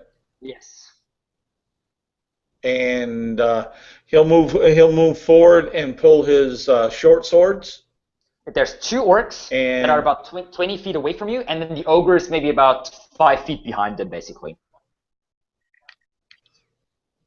Okay, then whichever the first one that I'll come up to is the one I'll engage, because I won't give an attack of opportunity. Yep, that's one of the orcs then. Yep, and I'll attack them with the one hand. That will be probably a miss. That's all of a 8 to hit. Yeah, the orc brings up his great axe and parries your attack. And the second blow is a 19. Yeah, this time you slice into him. And that will be, and is, he's already damaged, right? No. No? Okay. Then I won't use Colossal Slayer on him. And that will be 8 points of damage to him. Okay, you slice into his side. He squeals a little bit, but shakes it off as you can see rage flickering in his eyes. Braddock. So Braddock is going to let his light crossbow fall to its shoulder strap, and he'll draw his great sword and run forward. And he's going to attack if there's 2 orcs, and Royan just went to one, he'll go to the other. Okay. And he'll swing with his great sword, his first attack. And if you don't mind, I'll roll the d6 because I got to re-roll my 1s and 2s with great weapon or whatever, and I got a 2 there. But I got a 1, so 6, 7, 8, 9 slashing damage with the first attack. All right. And then he's going to bring the blade around again and attack again, and he got a 22 there with second swing. Or tries to raise his maul up to parry, but you just swing past it far quicker than this creature. And I rolled 2 1s, so I get to re-roll them. Yeah, I got a 1 and a 2, so 1, 2, 3, 6 more slashing damage as he brings the blade around again. Exactly enough to kill him. Awesome. And then also Braddock will say, if you lose sight of me in the fray, just follow the rivers of red. All right. The one remaining orc warrior is like looking around, not too happy, but then we'll take a swing at Royan with a 8. So no, Royan just steps to the side as the great axe hits the ground, hits the snow next to him, in between Braddock and Royan. And then the ogre lumbers forward. He will attack Royan because Royan's larger, and the ogre likes large opponents. So he'll just like bring his club down. And that will be a 10. So no, that will be a pretty bad miss. So Royan, you just jump to the side. This creature is way too slow to really do much. It's just too slow. And that's their turn. Eric. Okay, I'm going to like run along the side of the combat so that I can get around the ogres, like so that I'm positioned directly across from like the side of the ogre that's fighting him. Let off 2 arrows. To the ogre, I assume? Yes. All right. Yeah, it's a large target, very hard to miss. Yes. Not moving that fast. Here we go. Oh. That is a hit. Oh, really? Nice. As I said, large target, very hard to miss. Sweet. Yep. Okay, and then here's the damage from that. I'm going to toss my bow down and draw my sword and shield. Okay. Here's the damage from the arrows. 7. And then, Ooh. Right. and then I'm going to hex the ogre with my sword. Okay. As a bonus action. I'm choosing your strength arrows, for the hex. Both your arrows pierce the ogre's face. He stumbles back, rips out the arrows, but now you can see he has a hard time just standing up. There's so much blood running down his form. He's just stumbling and nearly drops down to one knee as he loses most of his life force. Varys. Varys is going to fire off a couple more arrows into the ogre. Yep. Hopefully dropping him down. Okay. This and 10. That is a miss. Barely, but still a miss. Okay. And 17. Oh yeah, okay. That's a hit. For 24 damage. Okay, how do you want to finish this ogre? I think we're going to plant one right through his neck. Just going to come in, slide in, and just gallons of blood are going to start spurting out of his arterial, and just. And I'm going to give an apologetic look to Rowan, who is now soaked in red. Yeah, as the ogre just topples backwards, hits the snow. Can I make another attack with Hordebreaker? Is there any? Yep, is the other orc that was over there? There's one last orc standing there, not looking too happy about. I'm going to use my bonus action to switch my Hunter's Mark onto him. All right, because that's going to be necessary. So, I got a 5. You don't hit it anyway. Actually, you rolled a 1, so you will be hitting Royan in the back. Oh, okay. Yep. Royan, wonderful. So no Hunter's Mark though, so we can take 2 damage away from that. So you take 2 plus 16 damage, Royan. As an arrow pierces your back.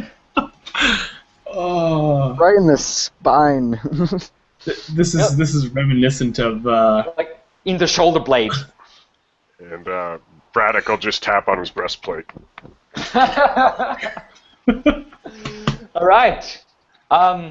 Now, Braddock, you can see the orc still standing in front of you. Sorry, Royan, your turn. Okay, yeah, go ahead. So, Royan, you feel an arrow entering your shoulder blade And All right. So I'm having a hard time hearing you. okay. Let me see here. Have you? Let's see here. Let me turn down the bandwidth a little bit. All right. So I'm taking. I got hit with an arrow. If I heard in between that for 16 points of damage, right? Exactly. An arrow pierces your back. All right. And Roland will look backwards, and he sees that there's no foe standing in front of him at the moment, right? There is an orc. There is one last orc there. Okay. So with that, he's going to attack the orc. Okay. Yeah, the orc's already wounded. That's the guy who you cut last time. Yeah, that'd be a 16 to hit. Yeah, that's easy. You cut through the orc's armor. A 11 to hit on the second one. That's the miss. Okay, but the 16 hits. Yep. Okay, and he'll use his Colossal Slayer along with the normal damage on that, and that'd be 11 points of damage. Okay. Yeah, you just. So what kind of weapon do you have? A short sword, did you say? Or what Yeah, kind of short sword. Yeah, you just plunge it straight into the orc's chest, and he just spits blood and falls as you whip out your short sword. And he'll Rowan to take out his short sword, and then he's going to look back from the arrow, from where the arrow came from, and got him in the back. But yet he's going to move 30 feet closer to where the hard stand building was, where the tigers went in. So as you're turning, you can see towards that building, you can see 3 tigers. One of them slightly larger than the other 2, and one of them already 3 arrows in there, jumping out of the front gate, basically, looking around for a moment, and then running towards you full on. And they're very fast. They will be there very soon. Okay.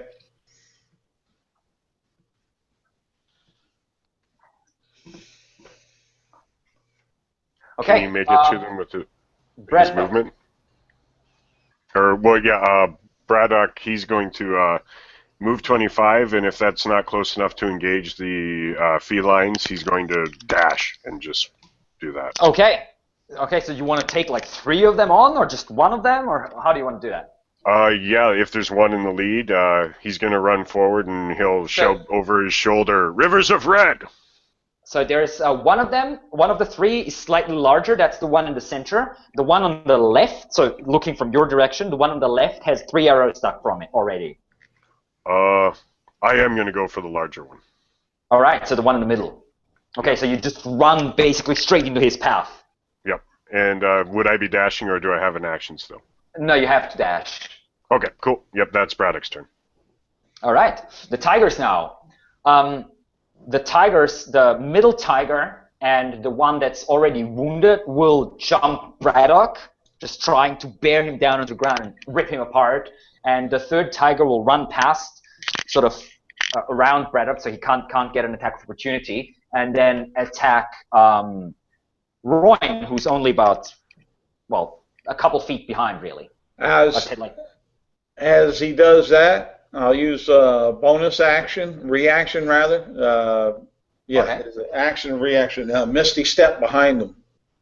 All right, okay. So he stops, looking around, and then sees you and looks around and wasted his turn as you just appear behind him.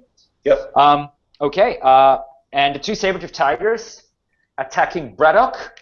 First one, the wounded one, jumps you, but completely misses. You bash it in the face, and it sort of skids to the ground, nearly falls, shaking his head.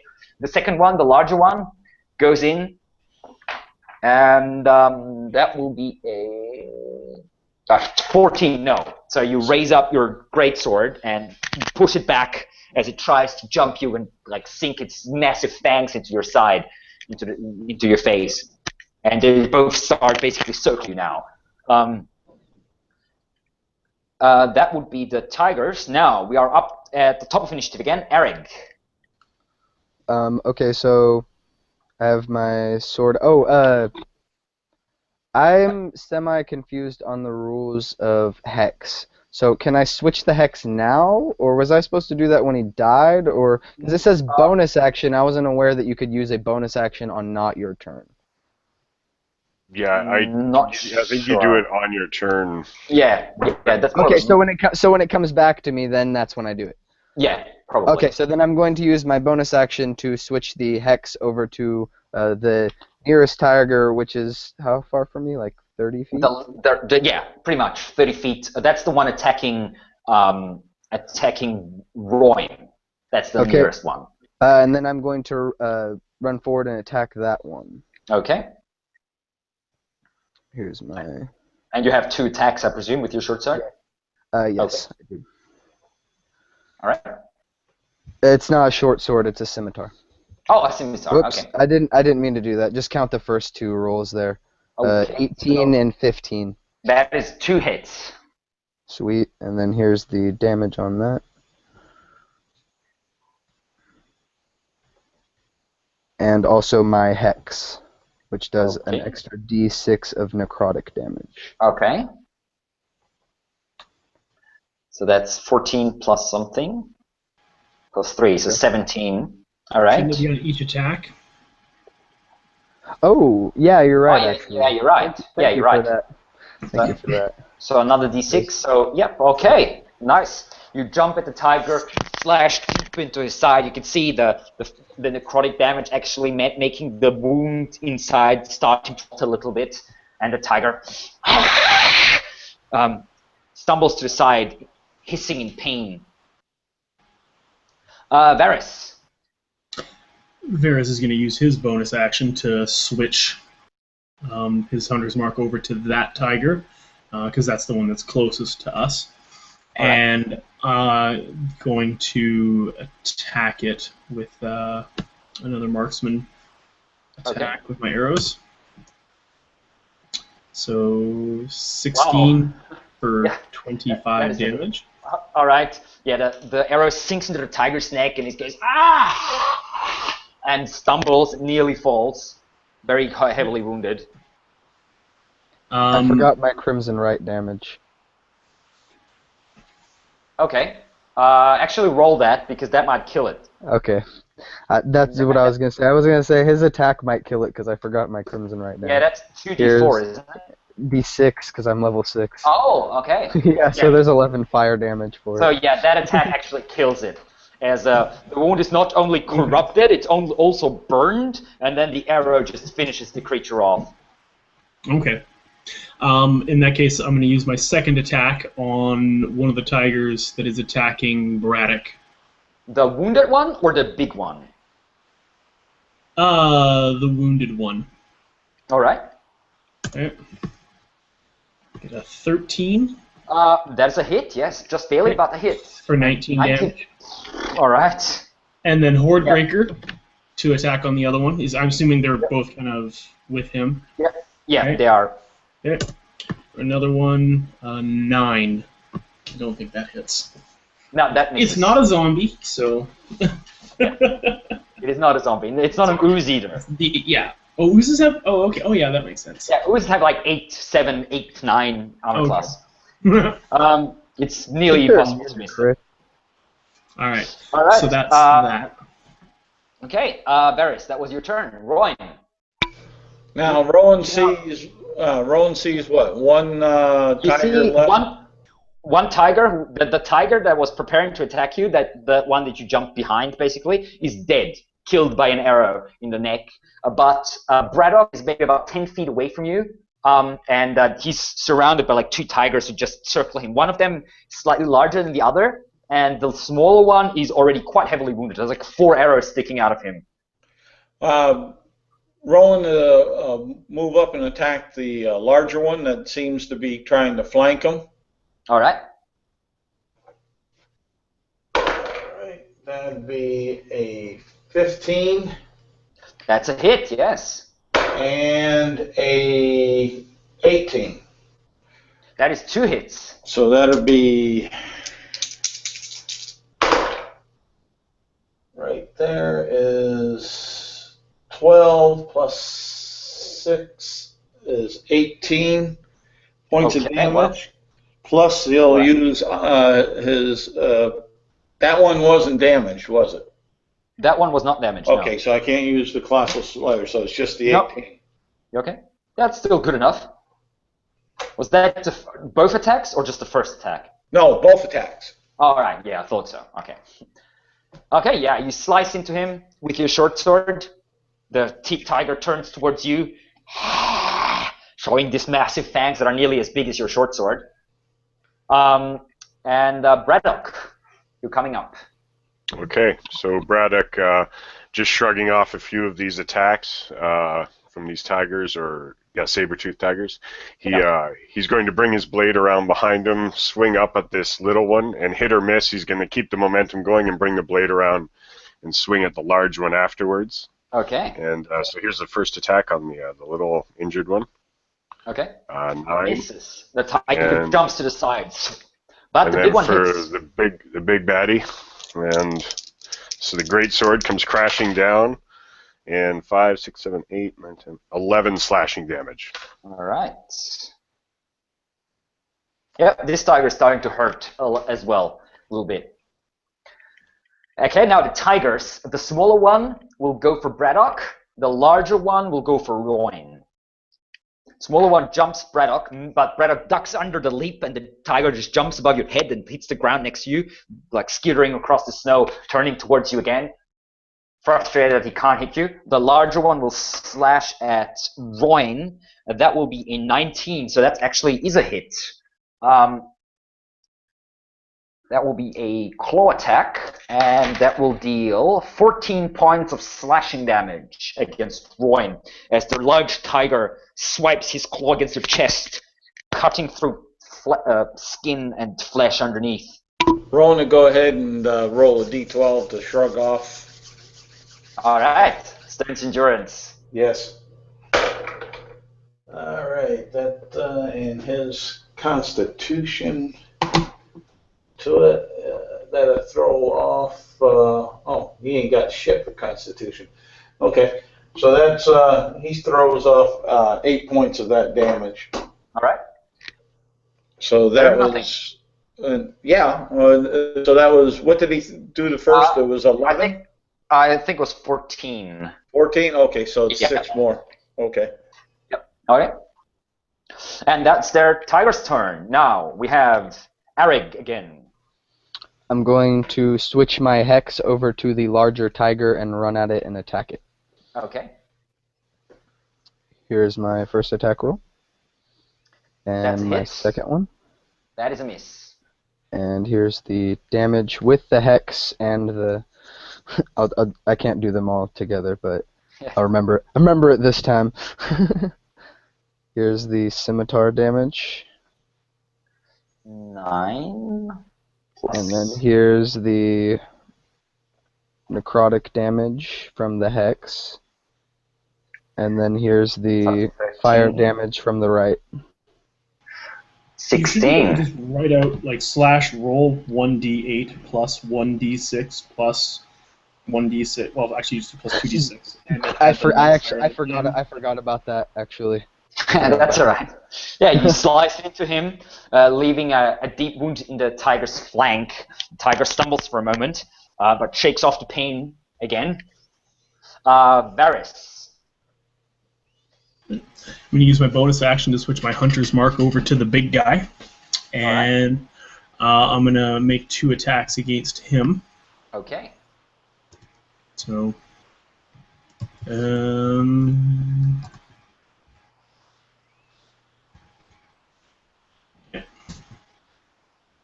go for 18.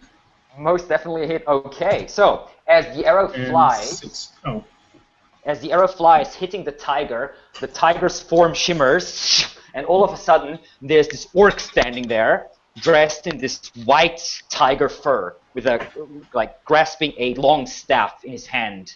And The second arrow already flies and hits the orc in the side, piercing through his leather and fur, and dealing 24 damage to the orc. All right.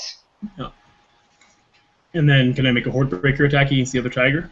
Yep, you can. Okay. 8 missed. Okay.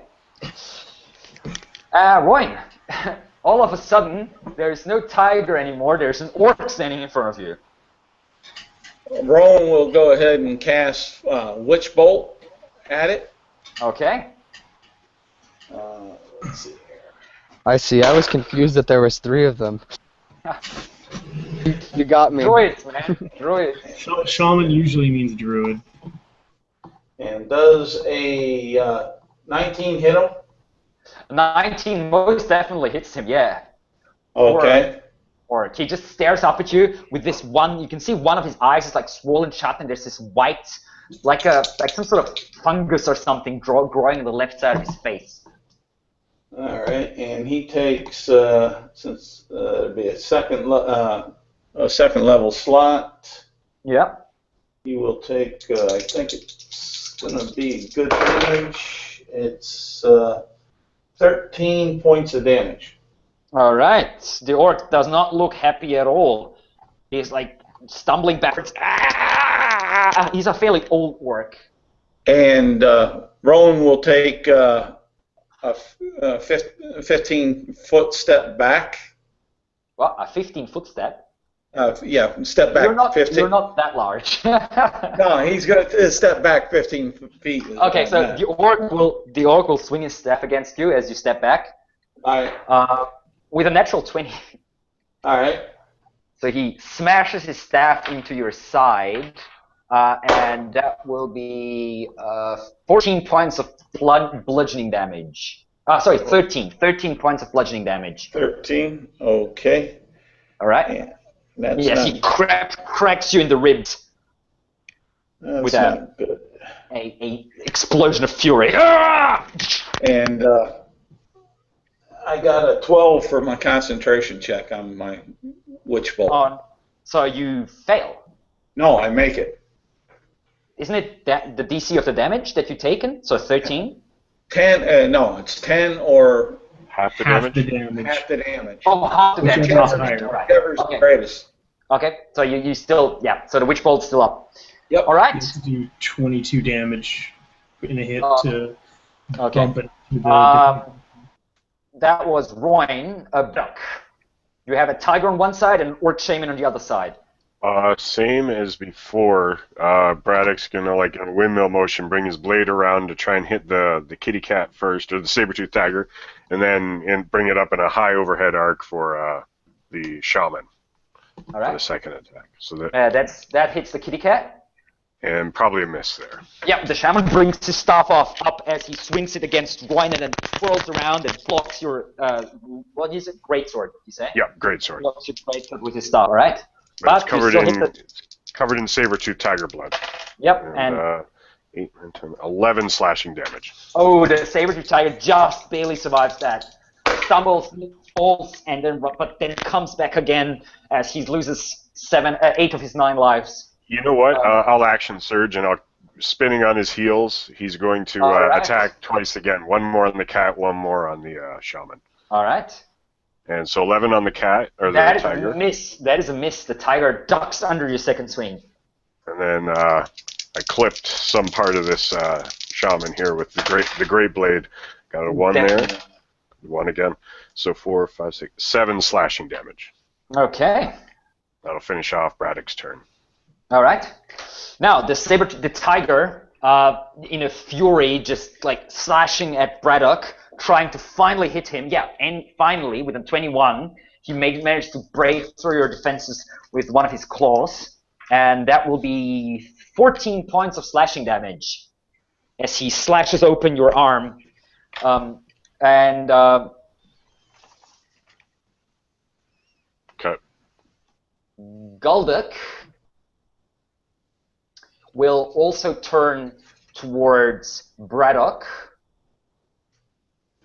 and he will point at your sword and say, "Ooh, Skal, gosh," and your weapon will glow up all of a sudden turn red hot. You take... Do I get a save? Nope. Dang. You take 11 points of fire damage. All right. Yep. And that's his turn. I'm gonna just cry out, my blade! Yeah, it hurts. Let me see. Creature must... Constitution saving throw. Give me a Constitution saving throw. To see if you drop your sword or not.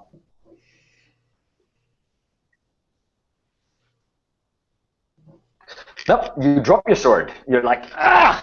And the blade falls to the ground. Starts to melt the snow around it as it's glowing red hot. He'll just say, that's never happened to me before. That is the shaman's turn. Arig. You have two heavily wounded opponents. A saber-toothed tiger who's basically dead, and a shaman who's not quite as dead, but not far away either. Okay, the shaman is the thing that I was attacking before, right? It was the wolf and he turned into the shaman, or the cat and it turned into the shaman. I'm going to continue attacking him even more ferociously because now I know it's the spellcaster. All right. Here we go.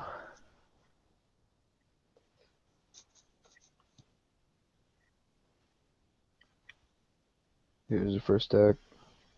Yeah. Second attack. Yeah, that's 2 hits. Okay, here's the damage. So I gotta do it as one thing. What is that? 2d8 plus 6.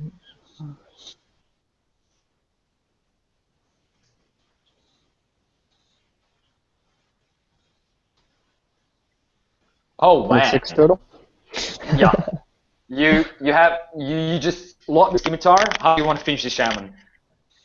I'm going to turn my sword red hot as I slice through his neck, cauterizing the wound so that no blood even flies anywhere. His head just rolls off. Yeah, the head just up in the air for a second, and then hits the ground, rolls and rests next to the searing blade of Braddock that sort of singes the side of the head, but then cools down as the concentration of the spell is gone because the droid's dead. And the body just stands there for a moment, like a second or two, and then falls to his knees and then falls down onto his chest, right in front of Eric's feet. I don't abide by witches. He is most certainly dead. Okay, Varys, you can see one last saber-toothed tiger. You couldn't even call it standing. He's like limping, barely able to hold itself up. I'm going to switch my hunter's mark over to it and make an attack. Okay. But not a sharpshooter one. I figured. Yep, that is a hit. And yeah, you don't even need to roll damage. He only has 1 hit point left. Oh, okay. So the arrow hits him in the eyeball and he falls down. Yeah. Easily slain. Boom. All right. And as soon as the shaman and his pets die, you can hear the orcs screaming in fear. And as you look around, you can see about maybe 20 or so orcs just running and they're trying to get away. Some of the Dusk Wardens shoot a few arrows in their backs, but they don't try to pursue them. That's more like to encourage them to run a bit faster, so to speak. And the orcs just disappear amongst the rocks. Yeah, pretty much. So you as the orcs disappear again amongst the rocks, and you can just hear them shouting in the distance, and everything else goes quiet. As you can see the Dusk Wardens assembling, pulling a few of their own. 3 of them have died in this fight, and a couple of wounds, and they start to bandage themselves amongst them and take care of the wounds. And Elias, the leader, comes over to you, looks around and says, "Good work. You are formidable, I have to admit." Rowan will pull the arrow out of his back and he'll hold it on up and say, "This looks familiar. Now, whose arrow?" He's going to match it up with whose arrow. I don't carry a bow, brother. It wasn't me. My bow's over there on the ground. Varys is gonna walk up and take the arrow and be like, "Sorry, from behind you look like an orc." He's got a point. You were covered in blood. And Rowan will just shake his head and like that, and then he'll cast cure wounds on himself. All right. And he gets back 9 points of health. All right. And Braddock, he doesn't know a damn thing about magic, so he's all like touching his sword if it's still hot or whatnot. But yeah, he eventually collects it up and sheaths it. Seems fine. Is anyone else wounded? Oh yeah, Braddock. Yeah, he's probably thinking about dropping a knee, taking a rest. Yeah, he's wounded. Yeah, Elias looks at you and says, "We should have probably at least a day or so before the warchief arrives. He's not close enough to be here instantly, so we should be able to rest. I will have my men secure the perimeter."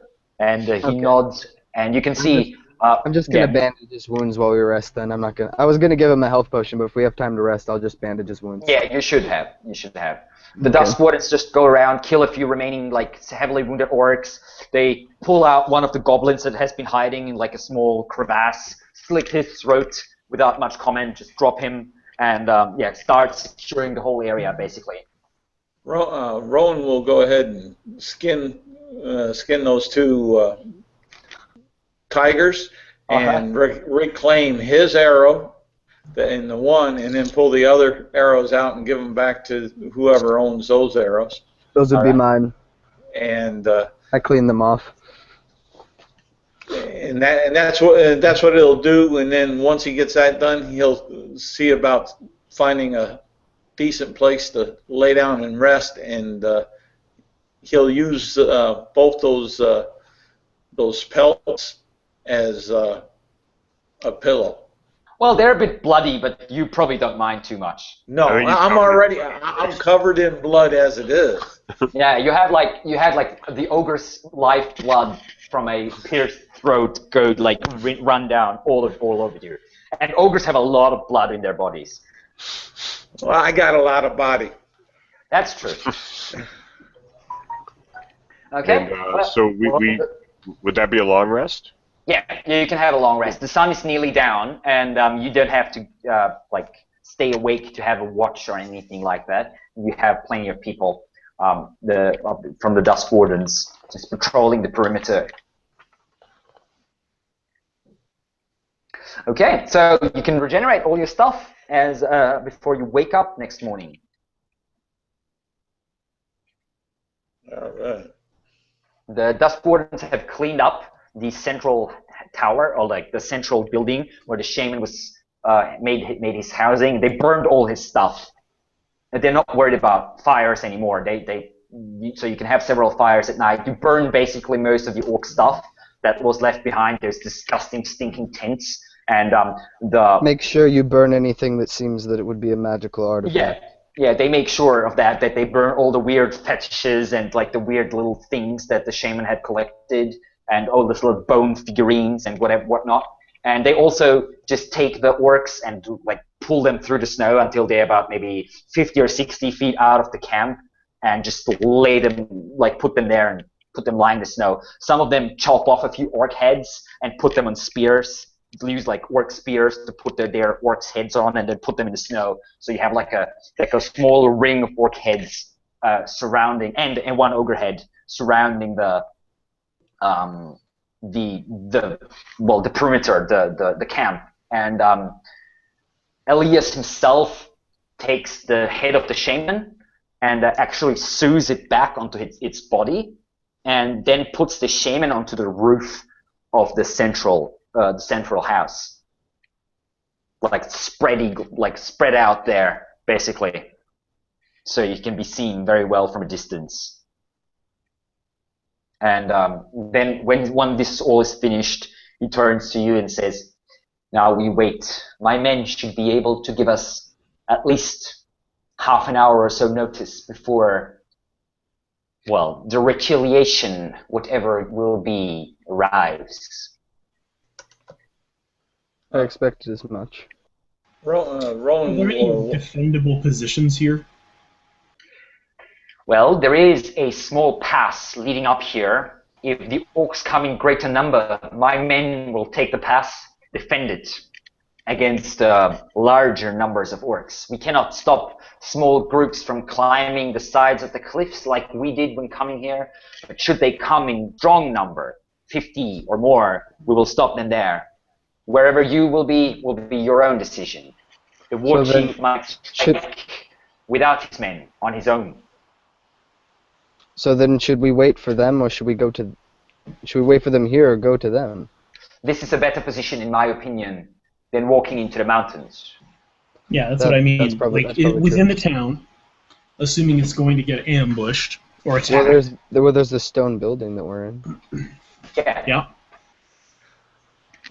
Rowan will. Narrow points, that kind of stuff. Like. Yeah. Rowan will remember Right. the. Okay. Yeah, go ahead. Rowan will remember that he on those saber-toothed tigers that he forgot to get the fangs, and Okay. he's going to go back out and collect the 4 fangs. They are quite impressive. They're about this long, maybe. So basically the length of a dagger. Okay. Braddock is going to shoot a bolt into the shaman that's been festooned above the building, and he'll turn back and say, I like the idea of digging in before a fight. Maybe. The ground is very hard. Frozen. We will not be able to do much digging, I am afraid. I like being more mobile. But you choose your own positions if you so wish. I will not stop you from doing so. We should. guys, Who are the people that were better at the ranged? I know that the sharpshooter here was killing it, and we might want him on the roof or something if we can get up there. Yeah, you can actually. There is an entrance to the roof. There's a small spiral staircase that looks sort of alright, that leads up to the roof. Through like a trap door. That would place our an archer out of A-frame harm's roof? way and allow him to just pick off whoever he wants, basically.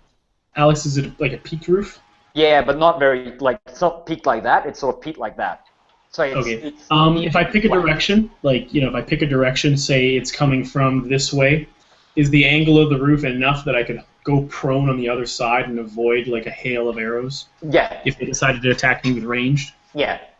Well, there's really only two directions any attackers can come from, because to the north and to the east of this little village thing are cliffs. So unless they're like really like climbing down the cliffs, like really steep cliffs that go for like 100 feet or so, they are not going to come from there. So basically, they can only come from the west or the south. The west is that little pass. It's like like a crevasse leading up, basically. That's where what Elias was talking about, where about 10, 15, 20 men could hold an army for a while anyway. And the other way is where you came from. It's also a climb, but not such a steep one. So small groups could very well come from there, but not like an army. Okay. And that would probably be like added time going around to get to the south then? Like if they're coming from north-ish, they would need. They're going to have to go around to the bottom to come up? Yeah, that would take them a few more hours probably, about 2 to 3 more hours. And the scouts would most likely notice them. Oh yeah, definitely. Okay. The dust wardens are very familiar with that sort of game. I'm gonna hop give the up on the archer roof. my silver arrows, just in case something pops up. I tell him, if there's any sort of monstrosity, you'll need these, and I give him the silver arrows. Okay. There's 10 of them. Should I watch the door down below from within, or should I be out engaging and drawing targets out for you? There is no actual door, it's just a doorway. The door itself is gone. Yeah, I just meant like, should he just actually be inside or out? We're gonna be. Dragon in the I fray. think we should be outside and like making sure that nobody gets inside. Basically, Sounds good. we I need can to do hold. that. We need to hold this stronghold. Okay, so We could even have more archers up there if we have any of the wardens free. yeah, Elias says my men will be posed to the cliffs at first, but we will retreat back depending on how many creatures will be coming, and we will be retreating up onto the roofs if necessary. Okay. By the way, how many of you actually know how to cast spells? Rowan does. Yeah, I can and- cast spells. Not here. All right, so also all three of Again. you, give me a Arcana check, please. Okie dokie. Second, I don't actually remember if I'm training it. I try to remember a lot of it, but... Oh, I am. Cool. 3. All right. So I know this place is haunted. Fucking 5. mad. Okay. Like I know it. Yeah, you certainly do. Okay. Well, the next day mostly passes. There's a little bit of snow. Luckily, most of the wind has died down, but still, it is quite cold out here. Luckily, you have a lot of fire stuff to burn, like orc stuff, clothing, armor, tents, all that sort of stuff, like spears Yeah, I'll be and sticking such. close to the fire. So you have at least about 3 or 4 large fires going. It's not a very nice smell of all that stuff that you burn, but I mean, better than being freezing. Yeah. So- So my longbow's got a range of like 600 feet, All right. and I don't get disadvantage from shooting out that far. Is Oh, there yeah, any that's way, right, like, yeah. am I going to be able to see out that far and shoot? Unlikely. There's too much, too many rocks and cliffs and small crevasses. You probably 100 feet is as good as you can get probably, unless there's like a giant or something. Then you can you because it will be large enough for you to see it all at all times. But like any normal sized creature or even large creatures will probably have more than enough cover. If you're stealthy, you can also use that to your advantage. The light obscurity from the snow. You could, although it's not heavy snowfall. It's like just more of a drizzle, sort of. But yeah, if you're far away, that could very well be enough. I've seen elves disappear into nothingness. Wood elves can use the hide action in light obscurement. Yeah, you can do that. Yeah, that's true. So I'll stay hidden up on top of the roof, waiting for them to come, just kind of keeping an eye out. All right. I'm going to prepare the Rite of Flames on both of my weapons. Okay, so can you do that on a bow though? No, I have 2 swords. Oh, okay. Yeah, right. I thought you meant the bow. I have a silver short sword and a magical scimitar. Okay. All right then. Well, night falls, and yeah, we'll actually have a short break. We'll have a 3-minute break so everyone can get some water and go to the toilet, and then night will fall, and we'll see what happens. See you soon. Okie dokie.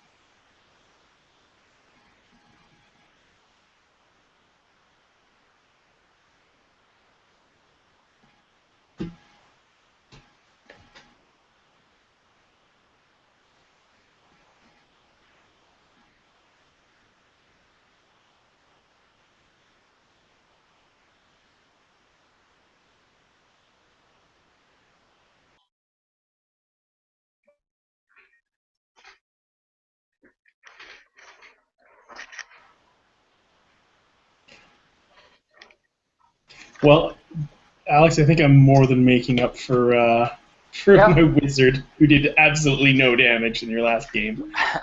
Well, My wizard is in the other campaign I'm playing. It's illusionists are just not primary damage dealers. No. I mean, and that game was fantastically fun. I had a lot of fun. Like the first 3 hours that were like more role playing. Yeah. Kind of centered and more of like just descriptive stuff. That was a blast. And combat was still cool and stuff, and I really enjoyed the encounter. I just, my heart kind of sank as I was like, I really contributed nothing to this. Oh, well. I was like, okay, I can do something. Oh, nope, he saved, and that was the end of that spell. Yeah. So. That's always a little bit of a problem. That's always a little bit of a problem, like the save, something really cool happens, or nothing happens. Save or bust, Yeah, save or bust, yeah, exactly. So that's always a bit. But yeah, we'll see how this turns out. This time you're done playing Illusionist Wizard. Anyway, so, as night falls, the fires are still burning, and the Dusk Wardens are spreading out.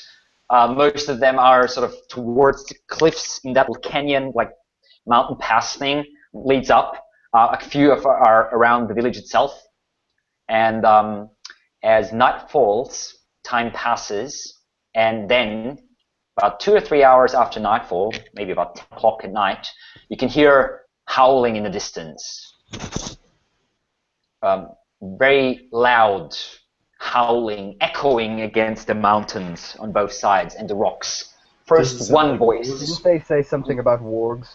Yes, these are definitely warg howls. First one voice, then 2, then 10, then 20, then more.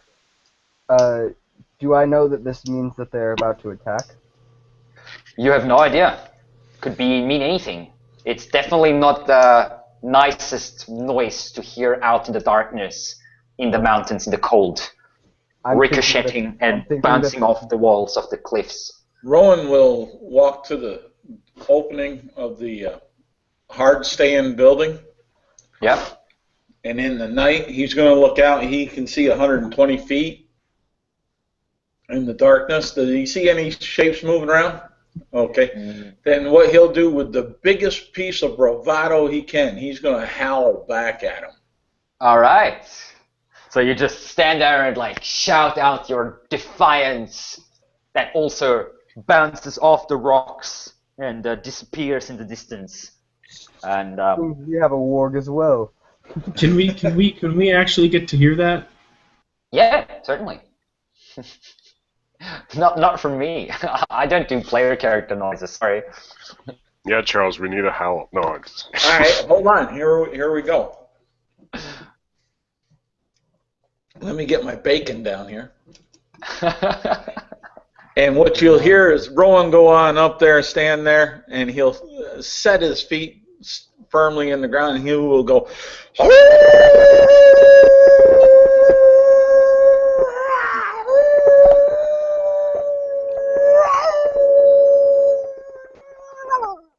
Nice. Bonus points for role playing. Awesome. Nice.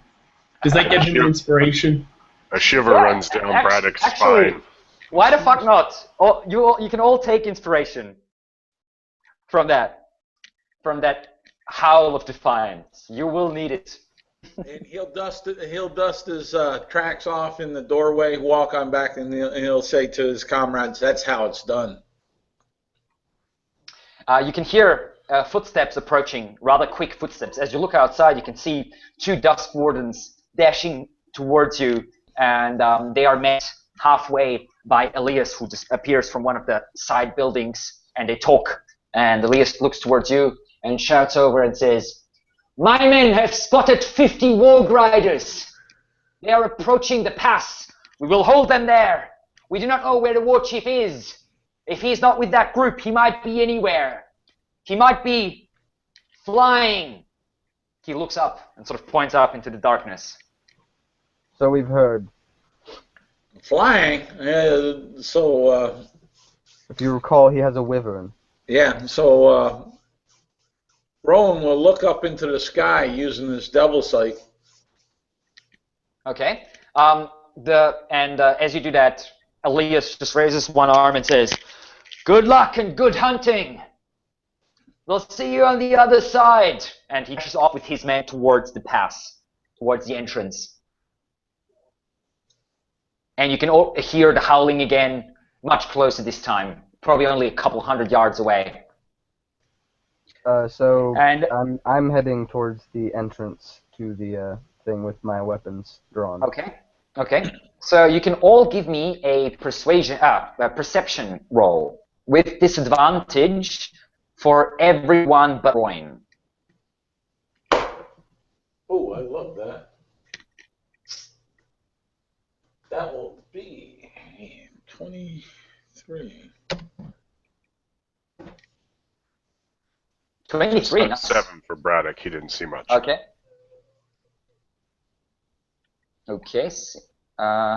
Nope. You've got a slash there.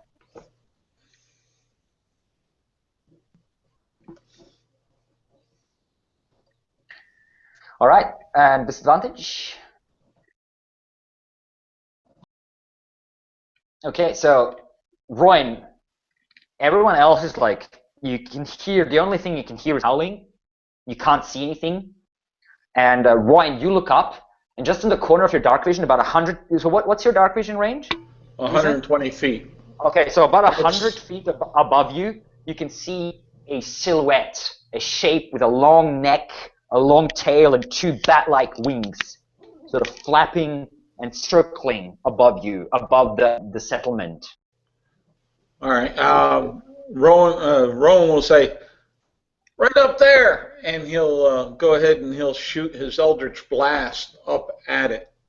Okay. Yeah, let's see. Light that fool up. Crit for the first one, a natural 20.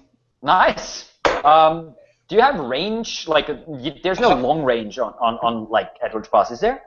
120 feet. Okay, so that is enough. So you crit the wyvern. You give it a decent Eldritch Blast that hits it straight in the face, in the neck. Roll damage. And that Does won't be all that great. Light it up at least so we know it's there. Yeah, well, that's For a second. kind of the objective on that one. Let's see. That will be. How you doing, crits? Just roll 2 dice.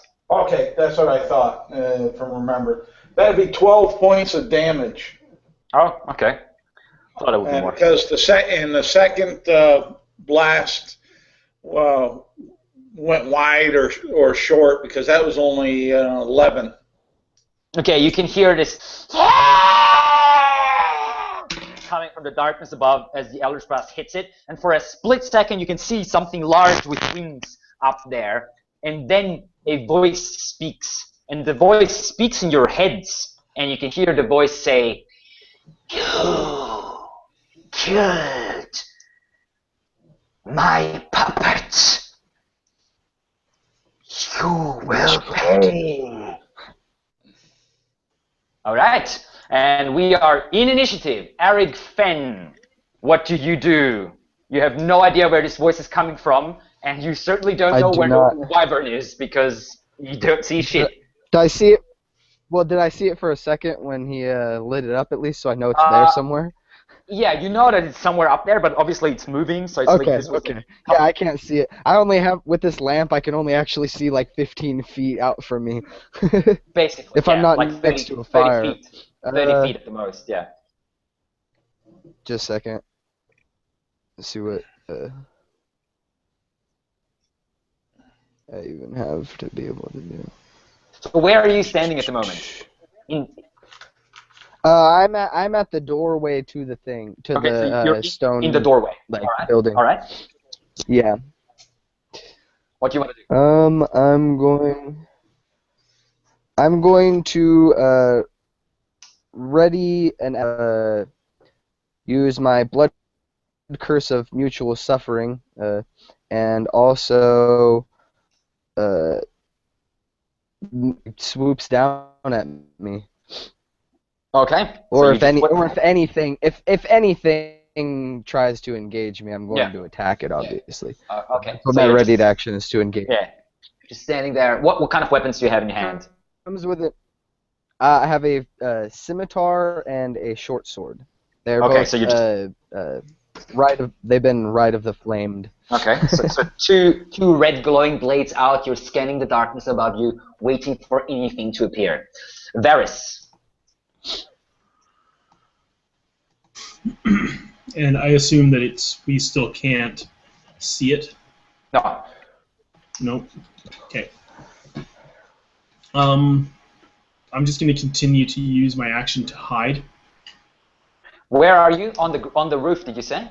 Yeah, I'm on the roof. All right. So give me a hide check. Okay.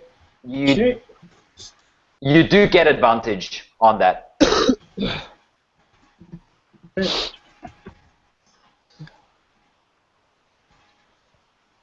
+1 plus 6. 9. Damn. Okay. I am afraid you might have been spotted. Not hiding very well. Okay. And that's your. You don't have a bonus action to hide. It's just your action, right? Yeah, it's just my action. Okay. Rowan. Rowan will go ahead and shoot another set of Eldritch Blast. Okay. That's a definite miss. That's all of 10. Yeah, that misses. And the second one, that's a 19 plus, I believe it's 6. Yeah, that will hit. Another blast into the wyvern who's now swooping down. And that would be all of 8 damage. Okay. Wyvern shakes it off. Now you can see its red glowing eyes fixated on you, Rowan. Now All right. you can hear this, and then the wyvern just lands right in front of Rowan. Just appears from the darkness, bursts into the snow, scattering snow all around, nearly extinguishing with a gust of wind from its wings, nearly extinguishing the fire that's next to it. And you can see this long serpentine neck, this little head with a long, thin needle-like daggers, 2 red glowing eyes, 2 wide wings now resting onto the ground, and a single long tail with a nasty-looking black, like spike on its end, poised to strike. And on the back of this wyvern is a massive orc, dark-skinned, and extremely muscular, wide-shouldered, but something's wrong with this orc. In his eyes, there's this purple flicker of light, and he's wielding a long sword, a very thin long sword. It doesn't look orcish at all, with a jet black blade that, as he swings it over his head, nearly leaves like a trail in the air, as if it was cutting the air itself. He's wearing chainmail armor, but the chainmail does not look like anything an orc would have made. It looks like elvish armor. It has like this very gentle curves to it, and these thin straps, and it has this silverish glow. And he's also wearing on his head, he's wearing a thin band. It's like kind of like a small crown with a few rubies. and leaves intertwined with flowers that also looks of elvish design. And you're like, and as you're surprised, Eric, you can take your action that you have readied. What you want to do as both the orc and the wyvern land. I'm running forward to attack the wyvern. Okay, so you. My bonus action was to cast Curse of Mutual Suffering, I believe. Okay, what does that do? That was going to be on the orc.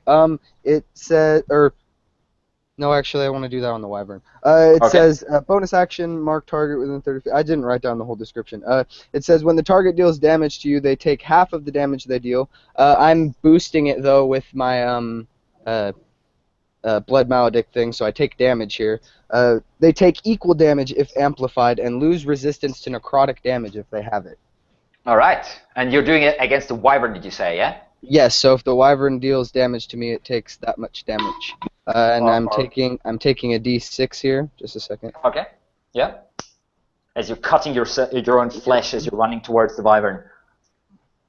I point at him and speak my curse. It's like some weird unearthly sounding thing. Right. What did I get? Did I roll that? Yeah. Take 6 damage. 6. Dang. Okay.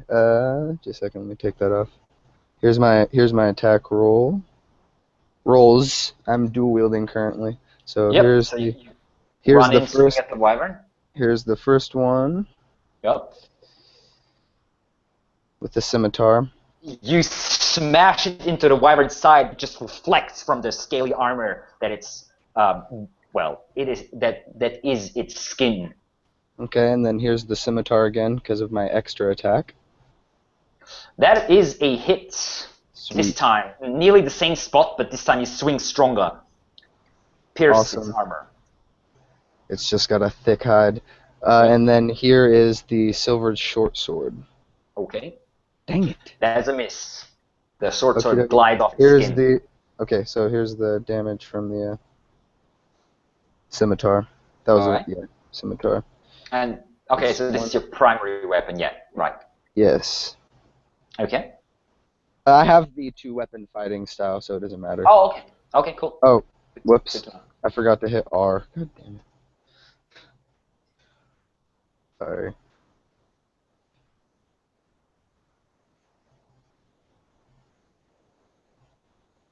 $15 damage, nice. Okay, the wyvern hisses at you, and then, because it's still its turn, the wyvern will chomp down now onto Arig, and at the same time his stinger will go in and try to strike Royan into the chest. So the bite attack comes down onto Arig, and that is a 16. That hits because I don't have my shield out. Yeah, you don't have your shield out. So that will be 11 points of piercing damage as the wyvern bites into your arm. He also takes that damage. All right. Necrotic damage. Okay. And the wyvern stinger attack will be a 7. So 14. That's a miss. Royan, you manage to duck out of the way of this stinger that swishes, and you can see this yellow liquid that just spurts out and runs down the stinger, hits the ground next to you, and you realize, oh shit, you probably don't want to get hit by that. And the orc warchief, Uzgha, just jumps down from the wyvern, whipping his sword, and he will go in with 1 attack each. So 1 attack against Wayne, 1 attack against Arig, swinging his black sword. And as this is happening, you can hear distant chanting as the orcs shout out the name of their leader, Uzgha, Uzgha, Uzgha, Uzgha, Uzgha. As he swings down the sword towards Royan, that will be a 18. So just barely, Royan, you manage to bring up your short sword, parry the attack. And the second attack against Arig will be a 15. So you as well just barely managed to parry the attack as the sword just Does not hit any of you. No. All right, and that is their turn. Braddock. So Braddock would have been just right outside the door to the building that Varys is on, and so this Drake came splashing down from the air, and Braddock's going to call out, Grishnak, your miner is dead, your shapeshifter is dead, and now we will have you. And he'll just draw out his crossbow and shoot from the hip at the rider, if possible. Okay. Yeah, the warchief has jumped down now. He's no longer on the... Yeah, you miss. Just and goes it off into whizzes darkness. by, and then he'll move forward, and if he can get to him within 25, Yeah, you probably would, yeah. he'll just engage him, Okay. and that's his turn. Okay. Eric, we're up to you again. Okay. I realized I shouldn't have actually got that third attack last turn. Good thing it missed, anyways. Because I used my bonus action to do the curse. Oh, So yeah, that's right. Oh, well, doesn't matter. You missed, yeah. I was just making sure you realize that for future notice, just in case I thanks. forget. And then I'm going to attack the wyvern again. All right. This time, as my bonus action, I'm going to use Curse of the Marked on it as well. Mark target within 30 feet. Your Crimson Right damage is doubled, and they lose resistance to fire damage. All right. So here's my first attack with the scimitar. Okay. And my second. Oh yes. You sliced into its hide twice. Awesome. So then that's 2d8 plus 2d6 plus 6. Nice.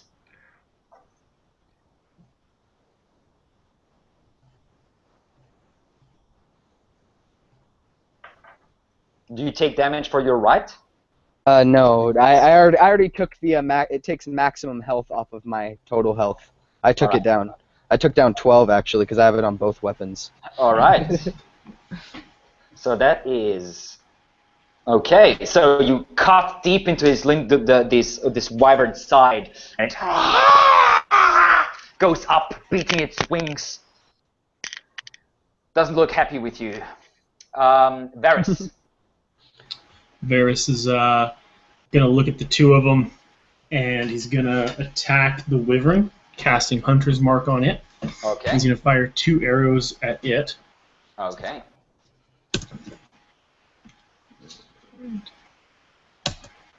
There we go. 20 for 19 damage. Okay.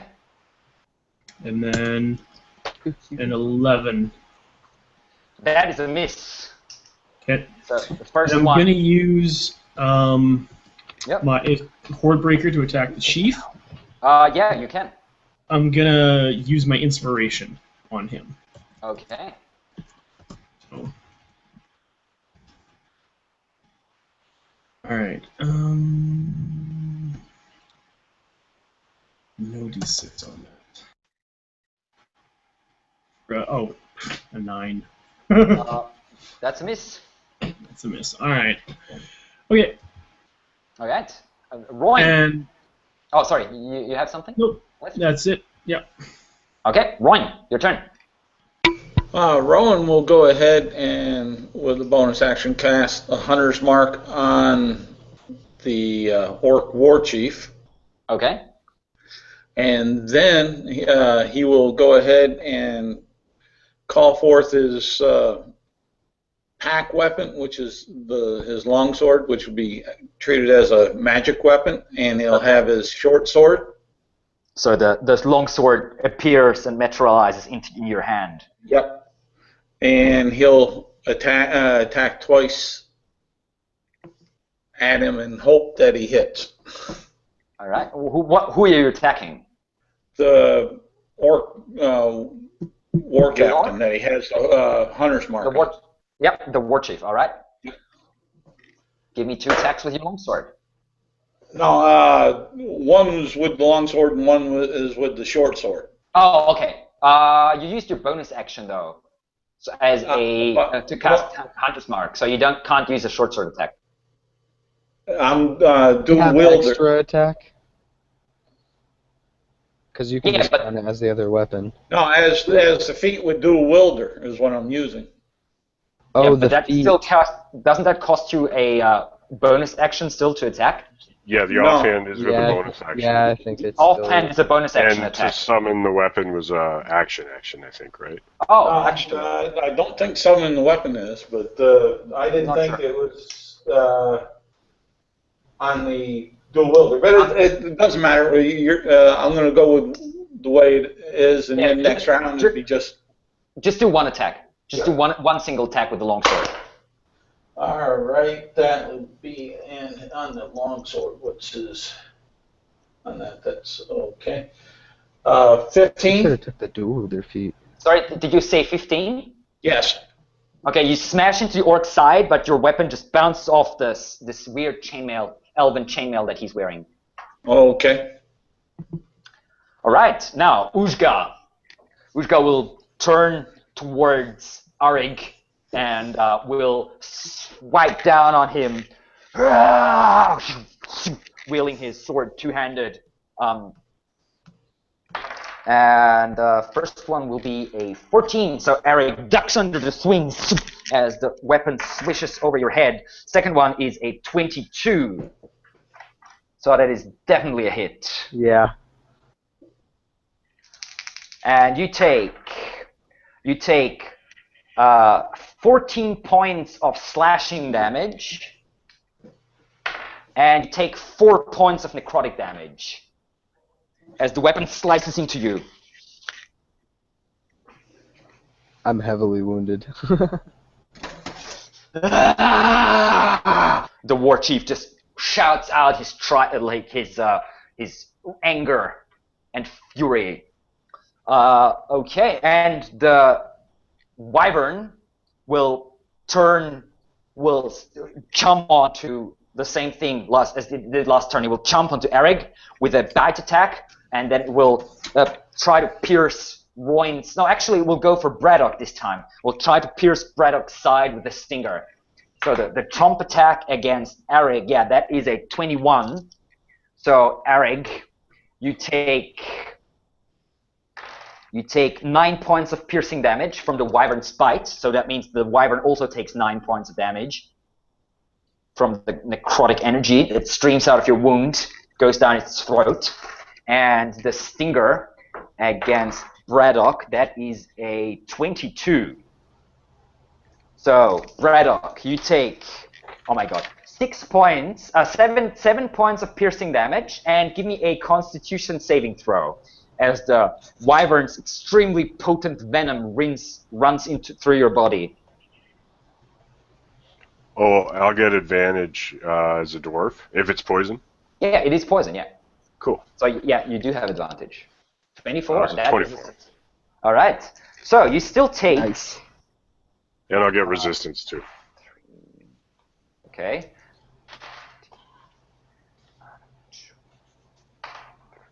So Hello. it would have been 28 points of poison damage, but it is 7 points of poison damage instead. Okay. Cool. Because you quarter it. Yeah. Dwarves don't give it. Yeah. Yeah, it's like poison, what the fuck? It's one of the poisons in the world, but fuck it. It's not as bad as the poison I drank for breakfast this morning. Yeah. Put it in a glass, jeez. Right. Okay, it's not as bad as our ale. Okay, and that was their turn. Braddock, your turn now. So Braddock, he probably gave this orc the impression that, he missed with a crossbow, but Braddock's going to attack twice, then action surge and attack twice again. Who are you attacking? Everything on the orc chief, like 4 attacks? Yeah. All 4 right. attacks coming out. He's a swinging. whirlwind of steel. All right, I like it. And That is 1 hit. That is a miss. That is a miss, and that is a hit. 2 hits. all right, and what was the other one? 18. The other one, and okay, no criticals, no 19. Oh wow, close though. But still. So the first one Uzgha. got a 2 there, 5, 6, 7, 8, 11 slashing on the first hit as the blade rings, Okay. and 5, 6, and 12 on the second one as it comes and crosses the same section. All right. Yeah, you slice into the orc chief, but he's a massive creature, so those two are more superficial wounds than anything else. But they still hurt him, but not as much as you would have expected. Like an ordinary orc would have died. He's just like standing there. Gotta work my way through that armor there. Witchcraft. Yep, certainly. Okay, Arig, what are you up to? Heavily wounded now. Yeah, I'm probably. super wounded. I have one hit point left, dude. Oh shit! Yeah, I'm disengaging and I'm putting away one of my weapons and taking out my shield, and I'm getting as far away from him as I can. You want to run back into the building? If it's less than 30 feet away from me, then yes. That will be maybe 20 feet away or so. The entrance to the building. So you back actually, off. Okay, if I can get to the building, instead of taking out my shield, I'm going to quaff a health potion. All right. No, disengage is an action, so you can't use a health potion. Oh, okay. I didn't know if that was an action or not. If it was part of my move. Yeah. No, disengage is an action. And I meant health. Yeah. Okay. No, that's what I meant. Yeah, health potion is also Okay. Okay. So, then I am going to pull out the shield then. Okay, and you back away into the house. All right. Yes. Varys. And Varys, standing on top, is going to lean over the edge of the building and fire 2 more arrows at the wyvern. All right. Actually, do one first because it might kill it. It's pretty heavily injured. But that is a miss. 12 miss. Yeah. Okay. 19 for 18 damage. How do you want to kill the wyvern? Finish it. I think we're gonna pin it as it screams in defiance at me, opens up its mouth, send an arrow right down its neck, right down its throat. Comes back out the back of the head, that little head, very small compared to the rest of the body. The wyvern thrashes around, and then falls to the side, still trashing, knocking over parts of the fire. One of its wings starts burning, and the warchief, Braddock, and Roy, who are still standing there, sort of all take a jump back away from this cloud of like trashing tails and teeth and claws as the wyvern dies on the ground. Okay, and then I'm going to use my bonus action to switch my hunter's mark over to the warchief, who now looks up to you, and you can see this purplish glow in his eyes getting stronger as his gaze hits yours. Okay, I'm going to draw back an arrow, look at him, and shout, "Hey, Pinky, take this." And we'll fire off with a miss. That's 3 attempts. Yeah, for Hordebreaker. Oh, that's right. Yeah, that is a miss. He actually cuts your arrow out of the air with his sword, and just towards you. Okay. Royn. And Rowing will go ahead and take 2 swipes at him. Okay. So Braddock and Royn are now closing in. All right, that is a 17. That is just barely a hit. This time you break through the armor of the warchief. And the other is a 19. Both hits, actually. The warchief was distracted for a moment, looking up at Varys, and you used that moment to pierce his armor twice.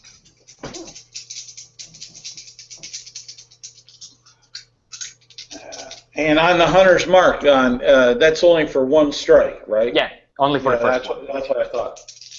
Hunter's mark is on all strikes. All strikes? I thought it was 1. Oh, yeah. Okay. I think it's just like Colossus Slayer is on that's right. Hunter's mark is on every attack. All right. That's going to be a lot of damage then, probably. And that's and he's not damaged yet, so I can't use Colossus Slayer. He is damaged. Oh, I'll use Colossus Slayer too. Certainly. Braddock actually hit him twice. Let's see here. There's 16 plus 4, 20 points of damage, and four of that 20 is the necrotic from the hunter's mark. Okay. Yeah, he falls back a little bit as you cut into his side, now turning his gaze back into you. And it is actually his turn. He will now look around and he will say, "Blood, so will pay!" And he will look up at Varys, and his eyes will glow stronger, and his form will shift and disappear as the shadows have swallowed him. And you look around, and Varys, a shadow next to you appears, turns into the form of the orc warchief, standing next to you, and brings down his sword. Twice, out of nowhere, as he appears next to you. Okay. Yep, the OSB first one is a 14, so that's a miss. Second one is a 23. So the first one you somehow manage to jump to the side, but the second one catches you in the leg, and that will be 12 points of slashing damage and 6 points of necrotic damage as the sword cuts into your leg. Okay. And that's his turn. Braddock. Braddock will he'll just clench down on his weapon and like flex all his muscles and kind of grimace a bit, and he's going to use a bonus action to use second wind, and the little barb, the poison barb, will just fall to the ground, being forced out.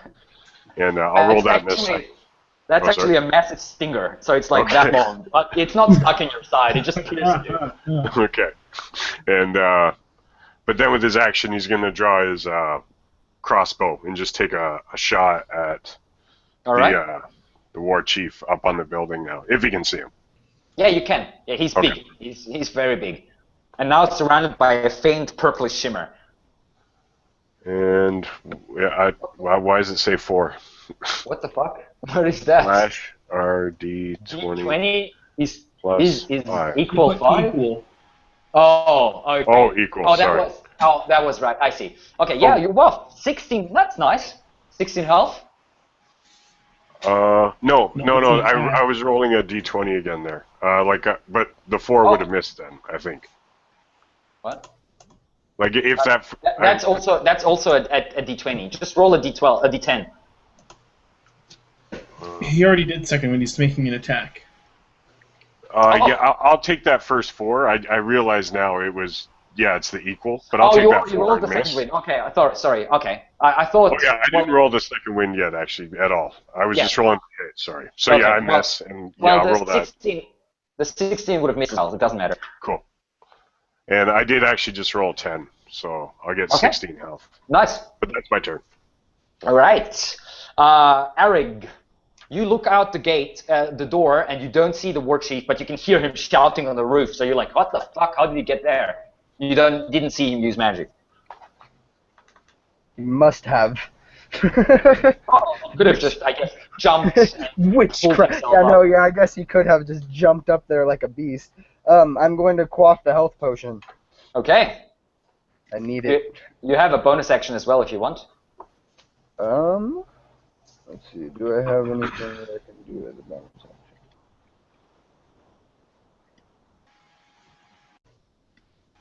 Can you hex him? You can't see him. Yeah, I can't see him. How far is it up there where I can hear him? Probably about maybe 20 feet or so. It's not that high. The whole building isn't that high. Then I will. I'll drink the health potion and then go up there and hex him. Good idea, guys. Well, you can't see him. You have to run out onto the street to see him. Or you can try to run up the stairs if you want to. That's what I meant. How far is it up the staircase? Probably about, I don't know. We'll have to think. Let's say about 30 feet. But you are about 10 feet away from the stairs at the moment, so you have to run to them and then up. So you're like. Then I'll drink the health potion as I head up the stairs. Here's the health potion. I don't make it to the top of the stairs. Yeah, not quite yet. Oh my god. Okay. Well, better than nothing, I guess. Yeah, that is better than nothing. We do have We do have a healer, I think, here. Yeah, yeah. I saw but him he use can't healing see you. magic earlier. Yeah, he can't see Oh, you I at the just moment, though. meant, All I right. just meant in case I drop. I might drop Varys. here, but my character doesn't care when he. Yep. Varys, you have a giant orc warchief next to you with this weird black blade. Would I be able to use my acrobatics to try and like if I disengage, can I use my acrobatics to just go down the side of the building quickly instead of Sure. running over the staircase and go? Sure, sure. It's only 20 feet. It's not that much. But even if you fall, you won't take that much damage. Okay, I'm just gonna disengage and jump right off the just run Alright. down to the edge and Yeah. off I go. All right. So Acrobatics check.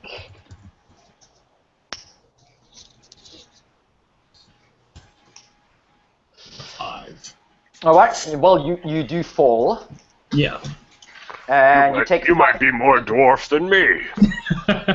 you take 5 points of bludgeoning damage as you land onto ground and prone. Okay. And then can I, if I take a disengage action, can I use I can use a move action still, right? Well, you have to use a move action to run to the edge of the disengage itself is it's not a move action. Disengage is just like you take a 5-foot step back so you're not in the immediate threat anymore, basically. Oh, okay. So you have to use your move action to run that, like jump down. So basically, like, you don't have enough movement left to stand up. Okay. So you're just lying in the snow for now. Okay. That was Varys. Rowan. Rowan will go in, rush into the building because he saw his, out of the last scene, saw his battle buddy go down on a knee and try to cover up. So he's surmising that he's fairly well injured. Oh yeah, you saw So me get wounded. So he's going to rush in after him, and as he's going towards him, he will go ahead and cast Cure Wounds. Okay. Touch Yeah, him. you will just barely catch sight of him before he disappears up the stairs, basically. So you can. Oh, actually, is Cure Wounds a touch spell? It's a touch. Then you won't be able to cast it because you can't get to him. You're not quick enough. You have to use the dash action to get to him because he's running up the stairs at the moment. Oh, all right. You Well, can you dash can't- and then tell me to stop, so I don't Yeah. keep running. Yeah, you can do that. You can use the dash action if you want and like get up to him. Yeah, I'll do. I'll do that. That's that was the intent to try to help him on out. Okay. Well, Uzgha looks down onto Varys and he's like, "You can't get away from me, elf!" and jumps after you Oh with a dang! sword. Oh no! And yep, he doesn't land that great either. He takes 1 point of bludgeoning damage, but he doesn't care much. Does he fall prone too? Yeah, he does fall prone, and gets up again. Oh. How And does he get up and I can't? I've got more movement than he does. yeah, but he didn't have to use his action as a disengage. Oh yeah. Yeah, so he jumps down, he stands back up, but that's his turn. He can't do anything anymore. That's his turn. Oh, actually, yeah, he can do something. He will point at Varys, who's basically right next to him on the ground, and say, "Ugash Valadul." And there's a shimmer of purple energy streaking out of his eyes, Told you he's and surrounding you for a moment, and you can feel weakened for a short bit as he hexes you. And you will take disadvantage on all dexterity-based checks. That was Uzga's turn. Braddock. So Braddock, he's sort of he's happy with himself now that this opponent is on the same level, and he just lets his crossbow fall to the ground as he draws his greatsword. He moves forward and he attacks twice. All right. And first attack is a 24. Oh, yeah. Ooh, and a critical Oh. on the second one. Nice. So the first one, though, As the orc warchief is distracted with Varys, you jump into his back and just unleash your fury. and the first is 12 slashing damage as the blade rakes across. All right. And then for the critical, and I reroll the ones and twos too. That's gonna hurt. Only one though, but I rolled really, really good so far. 16, 17, 18, 19, 20. 23 slashing damage as Wow. he brings the blade around a second time. Okay, you cut into his back. You cut a deep wound into the armor. You cut part of the armor off as it breaks open this weird elvish armor. The warchief just goes and turns towards you. You can see now blood streaking out of his mouth a little bit. Eric, you are standing there. What do you do? I'm waiting for him to do whatever he was going to do because he told me to stop on the stairs. Yeah, so you delay your action. Yeah, and then I'm going to run up to the roof because I think he's still up there. Yeah. And if I see him, I'm going to attack him. Yep. Yeah. So for now, you delay. You delay. Yeah, I was going to hex him as well. Okay. So Varys, your turn. I am going to stand up. All right. And move away from him. Disengage or just normal movement? Just a normal movement. I'm just going to stand up and go. Okay. So. Attack of opportunity as he catches this movement out of the corner of his eye, swings his blade nearly without looking as his gaze is locked with Brett's gaze. And that will be a 15. What's your armor class? 16. 7? No, actually it's only a 14. But yeah, anyway, you jump backwards, the sword swishes through the air, missing you. Okay. All right. And then I'm going to attack him. With your longbow? Yeah. All right. The hunter's mark is still on there. Yeah. I'm not gonna do a sharpshooter attack though. All right. Okay. Yep. Yeah, that should be. So, I should have been a long sharpshooter attack. All right. Okay, and, so for 18 damage, and then we'll do another attack. Stop. Oh. How do you want to finish him? As he takes his swing at me, as I duck and dive and roll out of the way, and I come up into a kneeling position, pull out an arrow, and fire it into him. Okay, where'd you hit him? We're gonna take out one of his eyes. He can be one eye now. Okay, just like he falls into one knee, whips out the arrow with his eyeball still on it, throws it to the ground, looks at Varys with one eye, like the other one just empty, blood running out, and he falls to the side. And then, as this is happening, the purplish glow of his eyes dissipates, and instead a purple mist appears out of nowhere, forming above the body of the dead warchief. And you can see something, this weird mist is coming out of the crown, and it forms like a vague humanoid figure. A long, nearly elvish face with a large crown, more of a silhouette than an actual crown. 2 long arms with claws and like a spectral underbody without legs. This purplish black creature is just now hovering above the dead orc's body. And it says, "You think you can slay me that easily, elf?"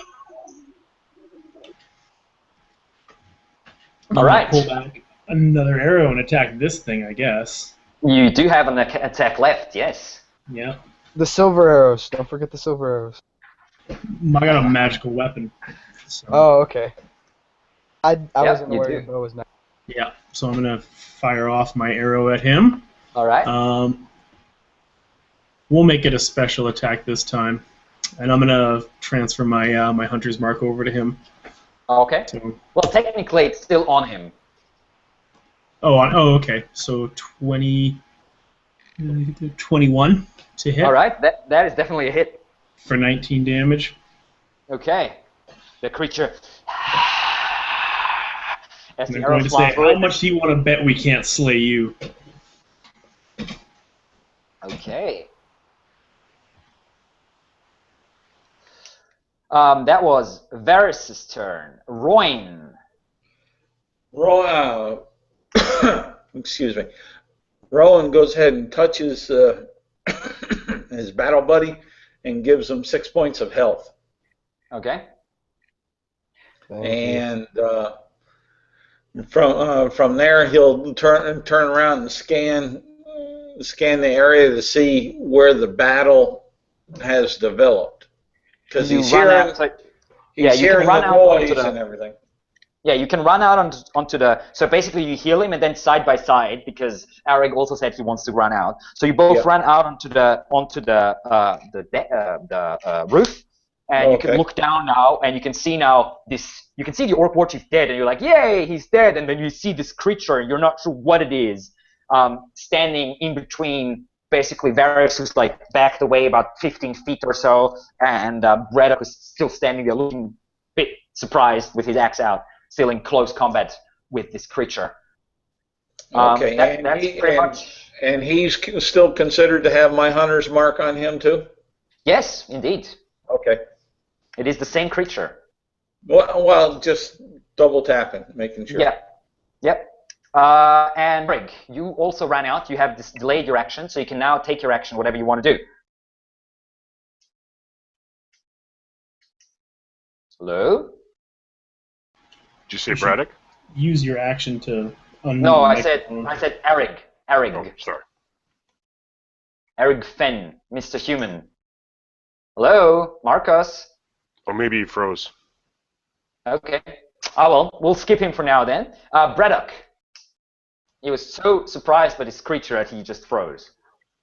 Yeah, Braddock. Yeah, he was like about to like step around to remove the head for staking of this war chief, but seeing this purple apparition, yeah, he's gonna swing out twice with his great weapon.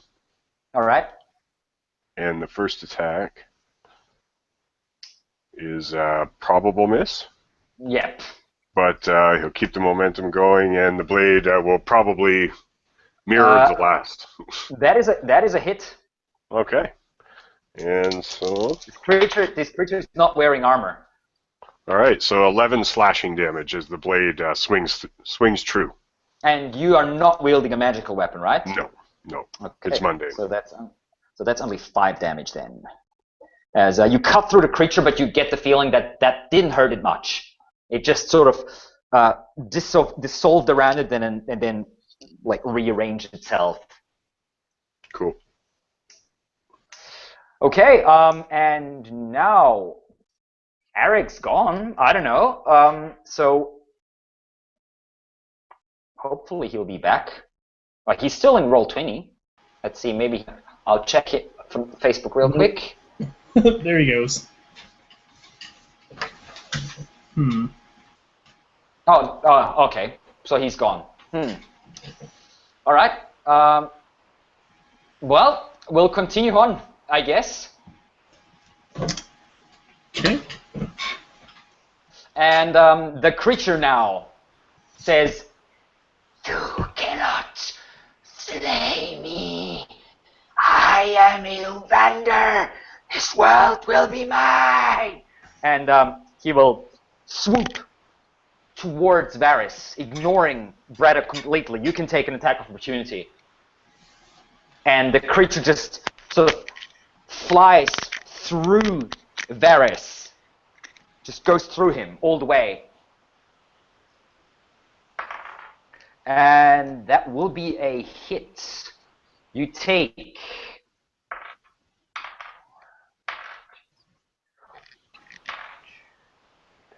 You take 24 points of necrotic damage. Holy shit. As this And, creature passes through you and drains the life from your body. Are you still up? Let me do the math on that. And Braddock's sword, it just hits the dirt and sends a cascade of rocks flying everywhere and snow. How much did you say? 26? Yeah.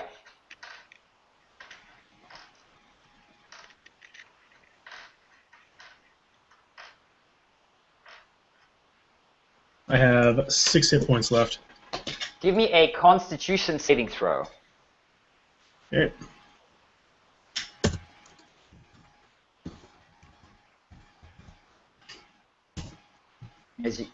An 8. and you can feel parts of yourself being ripped away as your maximum hit points are reduced by 26.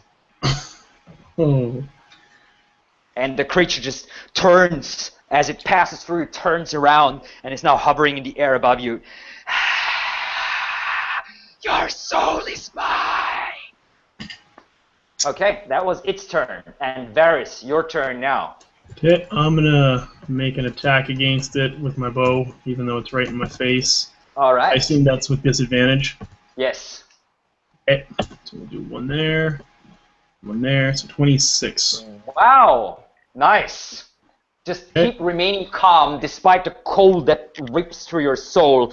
You just point your arrow at your adversary and shoot it point blank through the chest. Roll damage. Okay, for 7. That was one was a crit, right? Plus something. No, that was for disadvantage, so the crit doesn't count. So now I'll make another attack. Is it with disadvantage? Yes, this one will be. So 16. Still hits. Nice. Well, that's okay. And for another 7 damage. Okay.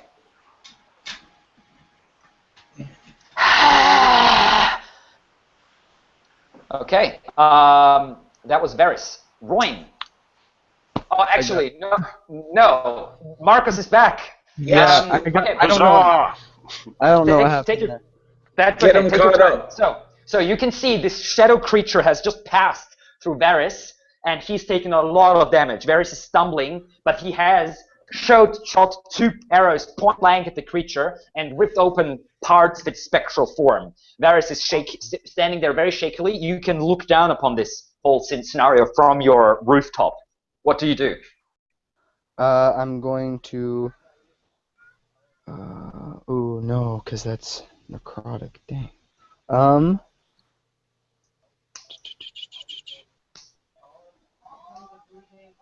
Quick! What do you do? Sorry. I'm going to hex it and then jump down off the roof. All right, give me an acrobatics check. Okay. Second. Let's see what my acrobatics is.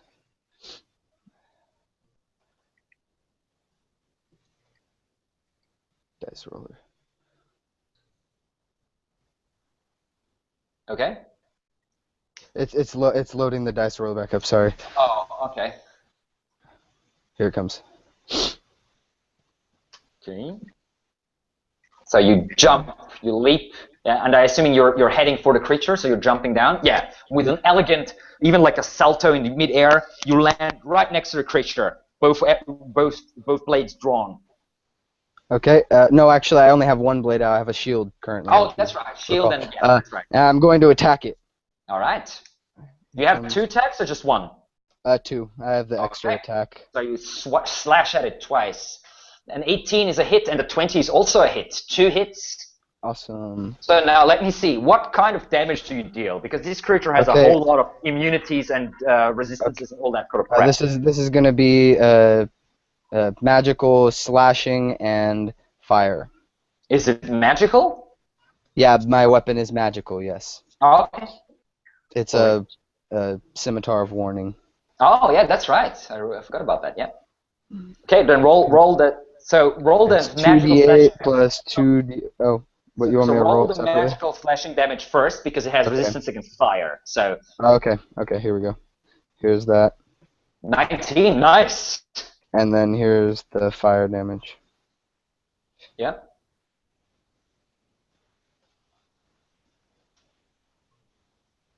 Okay, so 4.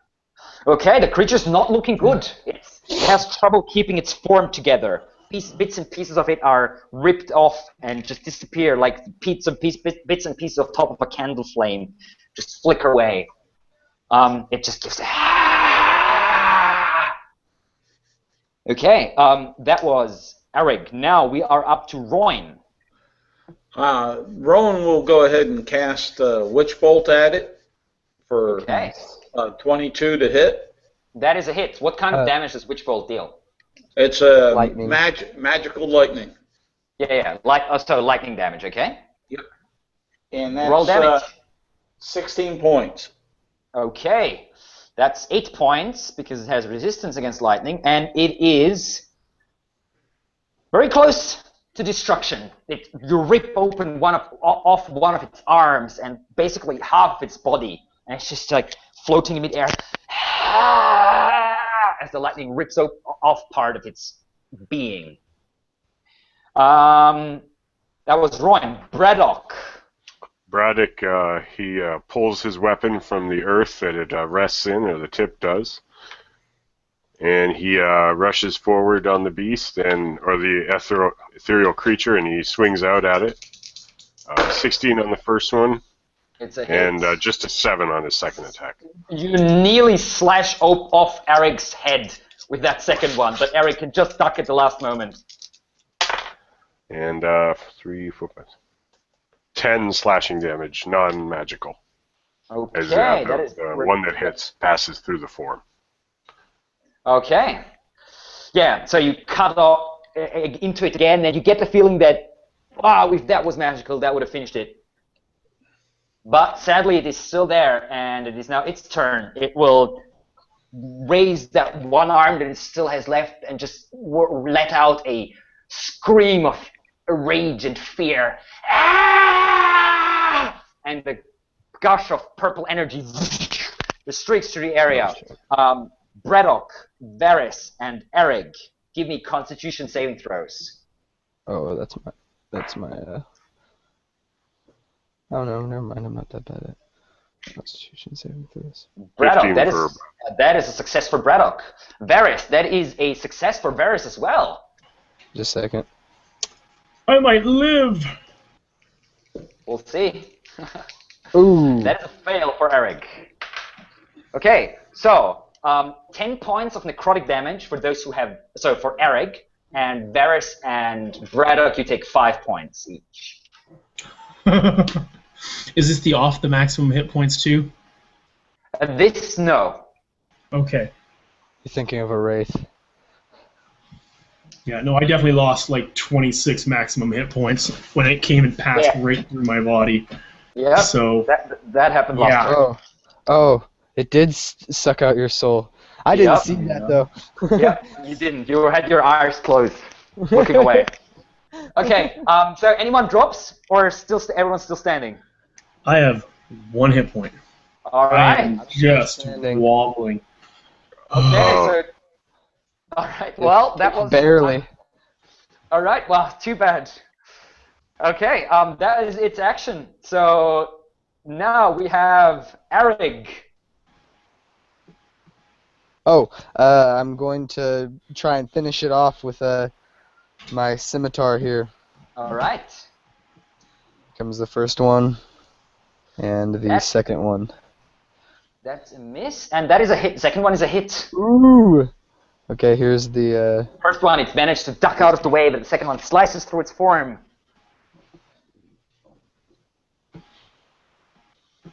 Oops, gosh dang it.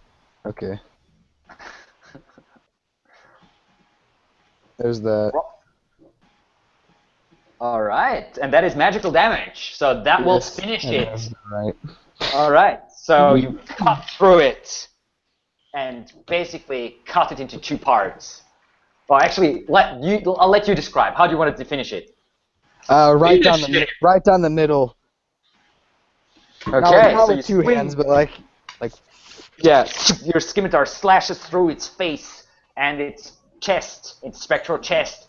And now there's 2 of them there for a second, and you can see 2 eyes, one on the left, one on the right side, looking at you. And then there's this gust of wind coming out of nowhere, and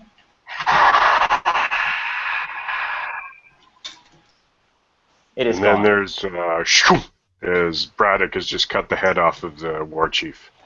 All right, and you see as the head of the warchief rolls across the ground, you can see the crown itself dissolving. It's melting. The 2 I was precious gonna say we stones should fall destroy out. that if it doesn't. And there's just a puddle of gold and silver and 2 precious stones inside of it. And one of the stones is slightly cracked. And that's the end of combat. That'll definitely need to be magically Varys destroyed. is gonna walk up to those gems and take his magical bow and just smash. Yes. Okay, you one of them. you stumble over and you hit it, and it disperses, and a little bit of black smoke comes out, and you can see a tiny face inside the smoke looking at you, and then it's gone. I fall down to my knees in the snow, like heavily breathing. Rowan will come on down, and he'll cast a Cure Wounds on each of the two severely wounded battle partners. As you do that, you can hear a howling and a screaming in the distance, and then silence as the battle on the other side of the hill, a couple 100 yards away from you, seems to come to a close as well, or stop actually. Quite abruptly seems to stop. And both of them will get 7 points each. Okay. Right? Cool. And With then a little bit of renewed energy, I'm gonna drag myself up and over to the building that I was on and go into it. Okay. Find a chair or a bed or a lump of potatoes or something to go fall down on and You probably have your own sleeping bag there, because that's where you slept, I assume. Yeah. All right, so you rest basically. Yeah. And half conscious. Yeah. All right. Rowan will go ahead and howl back at the wargs as they running with their tails between their legs. Did anybody else use their inspiration that round? No. I should have used my inspiration for the con save. Yeah, that would have been a good idea. Yeah. Oh well. A short time later, you can see about a dozen forms or so limping, most of them quite heavily wounded, as the Dusk Wardens, Elias, appear before you, bloodied but victorious. And Elias looks at you, looks around, and says, "So you killed him then? The orcs, Yes. they suddenly fled. They had us. They would have cut us to pieces. I do not know why. It is as if they felt that their warchief died." There was some sort of possession going on. Yeah, that was no orc. That was just an orc. It was ball not an orc. being used by some kind of a creature. We killed them. I'd say witches if I didn't see it myself. So you killed the creature. Yes. It is destroyed. And Braddock will hold up the head. Hopefully its vessel is destroyed as well. That is all that can be asked for. And Elias nods and then falls over unconscious into the snow. Before I even tend to my wounds, I'm going to go to him and try to save him from... If he's like dying, I'm going to stabilize him. No, he's not dying. He's just like lost a lot of blood. He has like 3 or 4 deep cuts on his body, and you get the feeling that basically as soon as he heard that the task was finished, all the adrenaline just left him, and he just fell. Braddock will still dump his only potion of cure wounds down his gullet at Elias's, and he'll just help him to a bed inside the building. All right. Well, Elias is not the only one that's heavily wounded. There's at least... That's what I was going to say. 3 or 4. There's at least 3 or 4 Dusk Wardens that are very close to death. I can tend to your wounds after I'm done tending to mine. Unless any of them are like bleeding out, then I'll deal with them first. That's about, as I said, there's about 3 or 4 of them that are actually dying right now. They're just okay, then I'm going to try and stabilize them first. Okay. Then. Give me one general medicine check. Actually, with advantage. Just one check with advantage. Okay. Just a second. Okay, sweet. I was just making sure that I had the proficiency there. Oh, you do? Okay, cool. Yeah. That's helpful. I thought I did, but I was just making sure. Oh, you okay? Oh dang. Okay, I'm gonna use my inspiration if I can. Okay. It's already an advantage, isn't it? It's already.